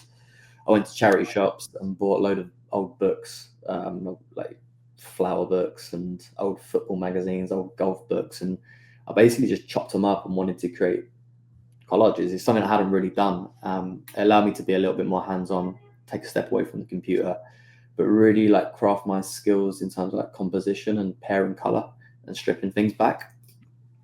So I'm going to really briefly talk about, where are they? There they are. Yeah, nice. So yeah, I created a set of, how many was it? Probably 200-ish.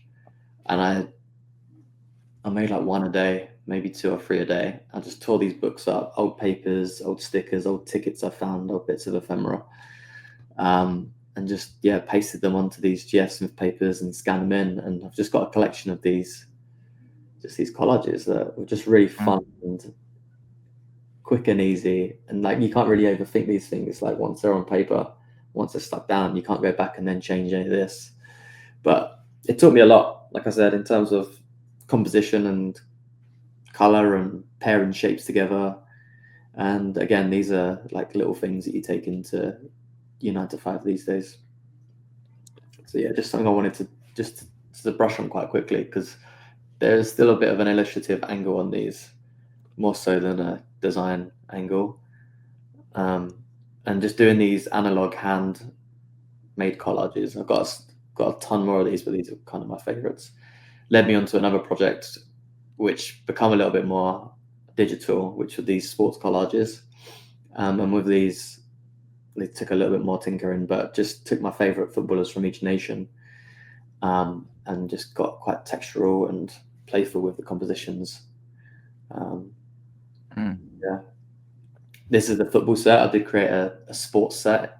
I did for more generic sports. I did one for Mike Tyson boxing. Did a kind of one, so I got those to show as well. But yeah, just these are interesting.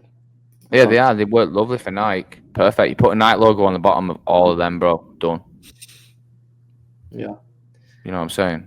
So this become a bit of another thing I collected for ages. I was like, okay, maybe collage is my thing. I think the common thread throughout all this is like it's taken me years to really figure out. I love illustration, but like, what is my style? I like doing this hand-drawn color and pencil stuff. I like doing these collages. I like doing these more graphic Gandhi floss mascot illustrations, but I've never really landed on a style. Maybe I don't have a style. Maybe I just like tinkering with these different styles. Yeah, just thought it was worth mentioning. And then, yeah, let's go into what I'm doing these days, which is, again, another shift in execution. I started just creating a set of, originally it started with just sketching stuff on Procreate on my iPad, these little like fun ideas, little twists on the seasons. So it started last Halloween, I think it was.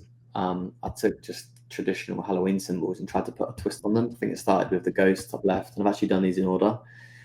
I was like, how can we put a little playful twist? It feels to create like a little singular mascot or a singular object or icon. How can we put a twist on it and make it quite fun? So each of these tried to have a fun little witty play. And it's just ended up becoming a bit of a collection in itself. Up until a few weeks ago, I wasn't sure what I was going to do with these. I'm going to zoom in. Start from the top, bro. Let's go through them all. I think they're great. We don't need to talk about them all, but just start with the ghost and just scroll through as you're talking, if you don't mind. How close can you zoom in? I'd love to see some detail. Yeah, that's as far as I can zoom in, I think. Let's try and zoom out. Hang on. Yeah, nice. You can't really see the grain in it. Nah, they're good though, bro. It's quite textural. I'm using this like really grainy brush. Oh, there we go. It's loaded up. Yeah. So this was the Halloween set. Up until a few weeks ago, I wasn't sure what I was going to do with these. So I was like, are these just? Oh, they're sick, bro. I love some of these I've not seen. I love the well, chill out a little bit. Let me see the little hand. I love the finger and the gingerbread is sick. I've not seen these ones before. Oh, bro, they're really coming together, aren't they? So yeah, top row Halloween ones, and then we're getting to a more Christmassy theme down the bottom. And then I've done a Valentine's set as well. So what I think I'm going to do with them is maybe just sell them as... they're sick, aren't they? I love the razor blade and the jello and stuff, you know? Yeah. Yeah, you've and got what a are you thing using here, to create these, Ryan? Sorry, Michael. What's your process to creating these? So I start with sketching them out on an iPad, and then I bring them into Illustrator. And on Illustrator, I basically just like create a load of masks in order for me to bring them into Photoshop and then use a brush to shade in those masks. Some of these have got like 600-700 layers, so they're quite complex and quite big old file sizes. But yeah, you what? How many layers? Yeah, 600-700. This cactus I did down here. This isn't the finished one, but zoom out and zoom into the cactus. Sorry, skipping ahead a bit here. Like custard cream, though. Yeah, this cactus here was about 650 layers, I think it was. Jesus, nice. They look great, bro. I love them. You definitely find yourself through this, Ryan. Like I said, you know anything about? I keep saying to him, Michael, me, like, just draw shit, bro. Just keep drawing stuff. I'm trying to get into draw me and you for the pod. Like, just draw stuff. I sent him a screenshot. You know the screenshot I sent you the other day with a bucket hat on and that thing. Yeah, it's like draw us both and take us through this section if you don't mind, Ryan. Just go through that a little bit. I majorly skipped ahead it, but what I think I'm going to do, what my plan is, so I've got these collection of icons and I want to present them in a fun way on my website. So I've started building out a little case study, applying each icon onto a fun little mock-up that links back to the idea or the icon. What I think I'm going to do is maybe just try and sell them on maybe Creative Market as sets. So what I've done is I've sectioned them out. I've got a set that are all to do with love, a set to do with fear, and a set to do with hope.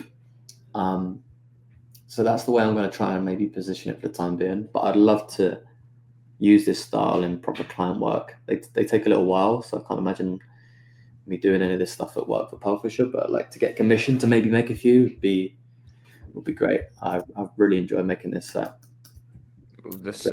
My love set. Cupid being struck by an arrow. Got a set of knuckle dusters with love in the silhouettes. These two padlocks that are unlocked. I kind of like this idea of like two padlocks that are usually locked represent trust, but what if there's no trust? Then they're kind of unlocked. A rose being kept alive with like toxic water, and then like 666 on a dice.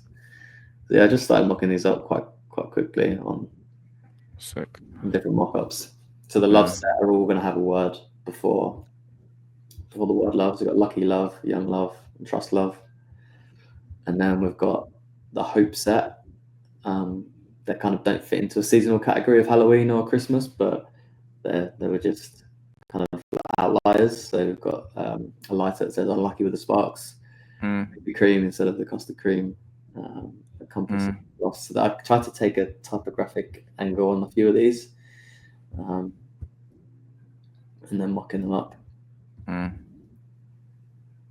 Zero hope, lost hope, and more hope. And then the last set was more to do with fear. This is kind of the Halloween set of icons. Again, cactus that says just a prick within the needle. I like the idea of calling this bottom right one shit timing. There's shit in the hourglass. Yeah. And for this set, we got soft fear, sour fear. And I was saying to you the other day, Chris, this is probably the darkest mock-up I've ever made. You've got an apocalypse symbol in the word fear with these two kids running away from a tornado in the background. Yeah, nice, bro. They're great. I just want to see them out in the world, adapted to brands, and just maybe not even brands, just things. Do you know what I mean? You've got something really gangster emojis. Yeah, they are. Like, sick way. They're so cool. They're so detailed, and yeah, they're really beautiful. When you were saying then about putting them on Creative Market, have you thought about building like your own space, whether it be like a Gumroad or some sort of shop where you can sell your own tools and pieces to other designers and artists? I've seen quite a few people do this, which do not only sell things that they've designed, but maybe share like tools that they use and all sorts of things, and they create these cool little bundles for their individual. And I think it's a good way to obviously promote yourself and you obviously sell your work and show your work as well. No, it's a great idea. It's something that I would love to do. I don't know if there's a market for people wanting to buy these illustrations, but yeah, maybe I feel like right now that's the only way I can kind of put these out into the world, other than by putting them in my portfolio and trying to attract clients to commission me to make them. It would be nice to try and make something out of them, or we can make a little bit of money and let, magazines or websites kind of own the licenses to these illustrations and use them as editorial things. I'm kind of unclear as to where they belong, but in my head it was just fun making them, and it's just something that I want to just keep practicing this style and trying to get really good at it. Even like looking at this set at the top, like I said, this is the order that I illustrated them in, and just seeing the shading style as that kind of got a lot better over the series. Like this ghost on the top left, I think probably only had about 20 layers, and then this cactus down the bottom and custard cream have all got hundreds of layers. I've even gone back and like reshaded a few of these because like looking back, I just got better at shading over the last kind of 10 to 12 months. So this pumpkin I'd redone a few of these and recolored in, but yeah, it's been fun. I'm still not sure if this is my style. Like I've got just on that as well, Ryan. What this conversation's made me think about is I can't remember which artist it was. I think there's been a few artists that have done this. They've found a style, they've nailed a style, and it seems like that's become the expectation. Like just keep creating that thing, and everyone's going to love it. And what they've done, there's been some artists, I can't think of any names right now, where they've gone, okay, let's just fucking set everything on fire, and we're just going to start again from fresh. Like just forget that we did all that work before. And I think that's what's really beautiful about everything that you've took us through, like going from the prints right at the start, the textures, the patterns, which were a little bit more William Morris, to how you get to here. This is something that we all fight with, isn't it? Is like, what is our style, especially as designers as well, where it's more objective and the illustration artist side is more subjective, but maybe it can be different and maybe it can evolve every time that you do something. Yeah, now on the head again, like when Christian said about coming on this podcast, I was trying to think of a theme or a topic to discuss. And the first thing I thought was calling the podcast like 30, taking 30 years to find my style. Like I haven't really got a style. I've got this collection of different styles, and I'm not even sure if any of those are my style. Maybe it's just having a few kind of strings to my bow, whatever the saying is, strings to my arrow, and being able to apply these different styles in different ways. I don't know.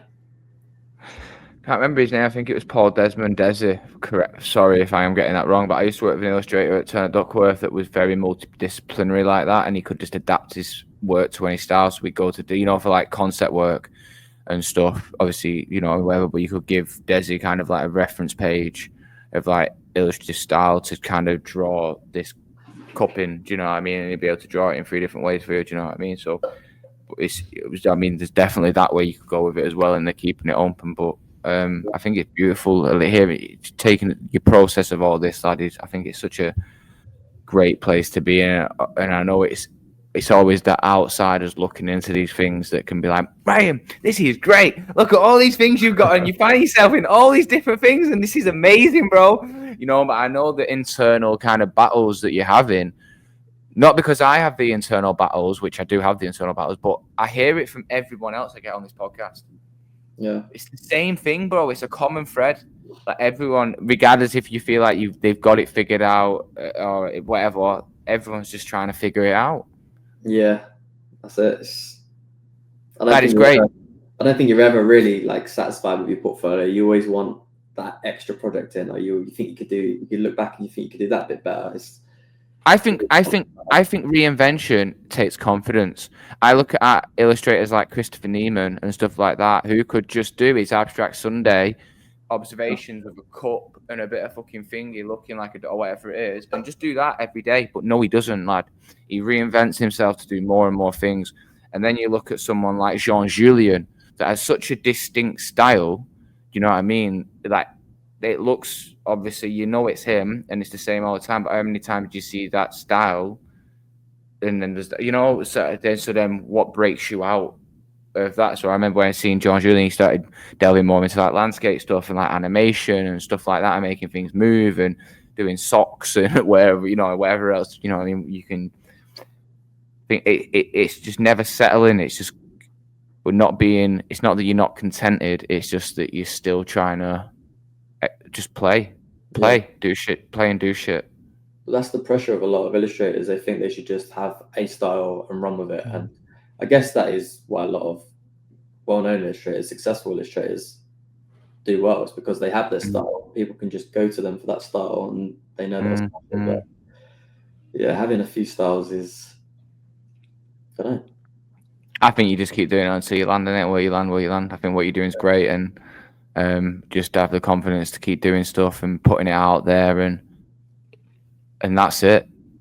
That's all it. I think on that as well, like if you look at different artists, there might be one style that you do latch on to, like Damien Hirst. You think of those coloured circles, but there's a wealth of other shit he's doing. And it's just landing on that thing that everybody else likes.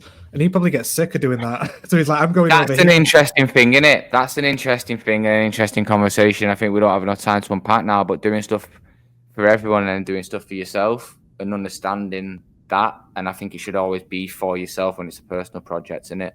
But then the hard thing that we do as a career, we do all this stuff for someone else. Do you know what I mean? So it's understanding that in-between thing of like, right, you're doing this beautiful thing now that you're not necessarily focused on monetizing and stuff like that, but you know there's potential there too. Yeah. So then do you then make this a thing and then all of a sudden it becomes a job? And then when you start monetizing these hobbies, it becomes a job and you're like, I don't really want to do this anymore. A lot of the stuff I've spoke about is stuff all for me. As soon as a client comes up to me and asks for it and asks me to change this, amend that, fix that, update this, it's like, I want to do it my way. That's probably why I've had so much fun making this stuff, because I am my own client and I know the vision of these little illustrations. I know what they want to look like, but no one breathing over my shoulder saying like that light on the top left, let's change the word unlucky to something else. Yeah. You know? Exactly. No one can tell you shit. Yeah. Until someone gives you a brief, and then it's like, oh yeah, you got to make that, you know. And then all of a sudden, it's when you're getting paid, lad. When you're getting paid for it, you got to be a lot more submissive. Do you know what I mean? If you're not getting paid for it, fuck you. You know what I mean? You can't tell me shit, right, lad? We've kept you for an hour and 50 minutes on a Sunday afternoon, on a Sunday morning / afternoon. So I'm going to land on, unless Michael's got any builds, I've got one last question. So building on everything that you've just spoken about then, and everything going forward and stuff like that, what would one dream collaboration with a brand be for you, Ryan? Illustrating specifically. I know maybe designing too, but like. Yeah, I still think that Man United, rebranding Man United would be my dream project. Like for them to come to me and say, for example, next year's our 75th year anniversary, we want to produce a limited edition kit, design the pattern on it, reimagine the devil, like go to town on it, use all the different textures and fabrics that you want.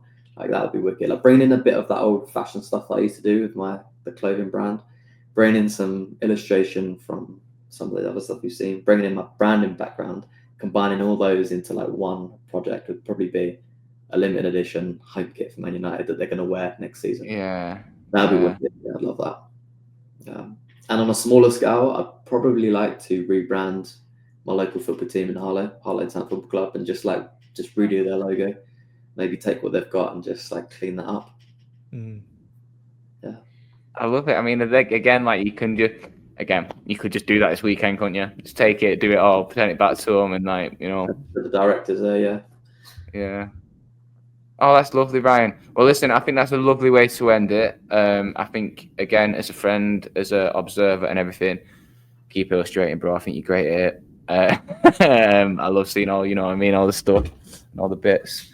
And it's a pleasure to know you, brother, and get to keep getting to know you. Pleasure to bring you both together on this podcast. And I can't wait till we're all in a room together, actually doing shit together. We'll make that happen at some point when we're all in London, wherever it will be. But yeah, thanks for having me on. It was good to speak about this. It felt like not a portfolio review, like a freelance interview kind of thing, you know. I know. Well, it's interesting. It's definitely. I'll speak to you about it off air as well, because obviously you've listened to some of the ones we've done. But I think it was interesting for us too, like doing it on the flip of it, and it was kind of like we were being presented to a little bit. I felt like at times, which kind of felt nice. You know, I don't know. I think we'll drive it through the guest and see what the guest wants to take, what approach they want to take with that stuff. But for you guys, it must be great just hearing all these different talks, like being presented to every week, just from a different creative person from a different background. You're probably soaking up loads. I love it. Yeah, it's self-indulgent, bro. Do you know what I mean? I'm just taking it all, and it's like I'm going to these fucking design talks at night Tuesdays or whatever, but just in my front room. You're the only VIP tickets to that fucking nice Tuesday. And hopefully, like I said, other people listening and stuff are taking stuff from it too, you know. But yeah, bro, lovely. What's the traditional, Michael? I think he can as well. Yeah, so we have a tradition, and we just try and get people, if they're on a laptop, to close the lid. So knock yourself out. Do that if you can, Ryan. Just before you go, I want to say lovely to meet you, man. And if there's anyone to do those 2 projects, Man United and Harlow, I think it's you. I appreciate that, mate. Good to meet you too, and yeah, let's catch up at some point.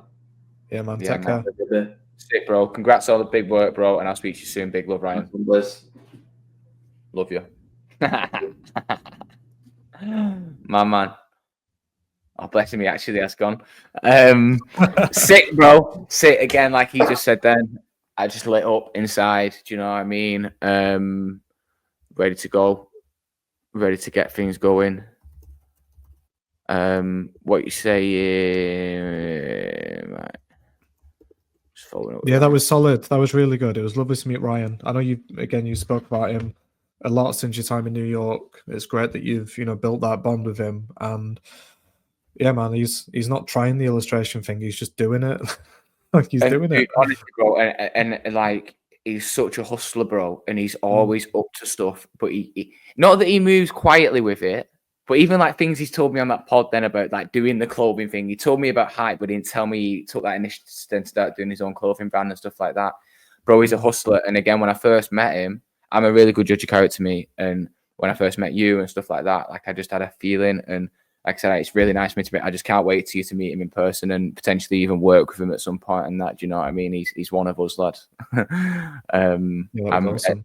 And to have someone like that out in New York when it is such a bloody lonely place, and he's been proper there for me since I've been here. Do you know what I'm saying? With everything, it's never been an I thing; it's always been a we thing with Ryan, and I really appreciate that. You're one of his other mistresses. I'm one of the other mistresses. Let me hear down on that. I knew it. Listen, bro, thank you so much for your energies. That's the closure of season 1, bro. That's the last episode of season 1. How'd you feel? Give yourself a pat on the back. Yeah, I mean, Jesus Christ, we're doing something. You know what I mean? We're doing the thing, bro. Yeah. So obviously, me and Michael are in the background are gonna reassess ourselves, and keep going and keep doing stuff. We're in the middle of filming for season 2. Please like, share, subscribe, all that. Tell your mum to listen if she's not already. And yeah, all good things to come, right? Absolutely. Season 2 will be bigger. It'll be better, bigger guests, better video quality. Yeah, like all we can do, As you noticed throughout this, we started off with the blurry backgrounds, and we've been getting feedback like, "Oh, yeah, we're not really feeling that. It looks a bit sketchy." So, it's small things. Like I had some art up yesterday or last week, so that's gone. But we're figuring this shit out. So I appreciate everyone listening, and yeah, man, it's a journey for us. Just as Ryan said, then like the learnings that we're getting from this, and I just hope it's spreading to everybody else as well. So if you're listening, thanks for sticking by. Appreciate you all. We'll be back soon. She'll be back. Another coil load. She'll have me in the morning.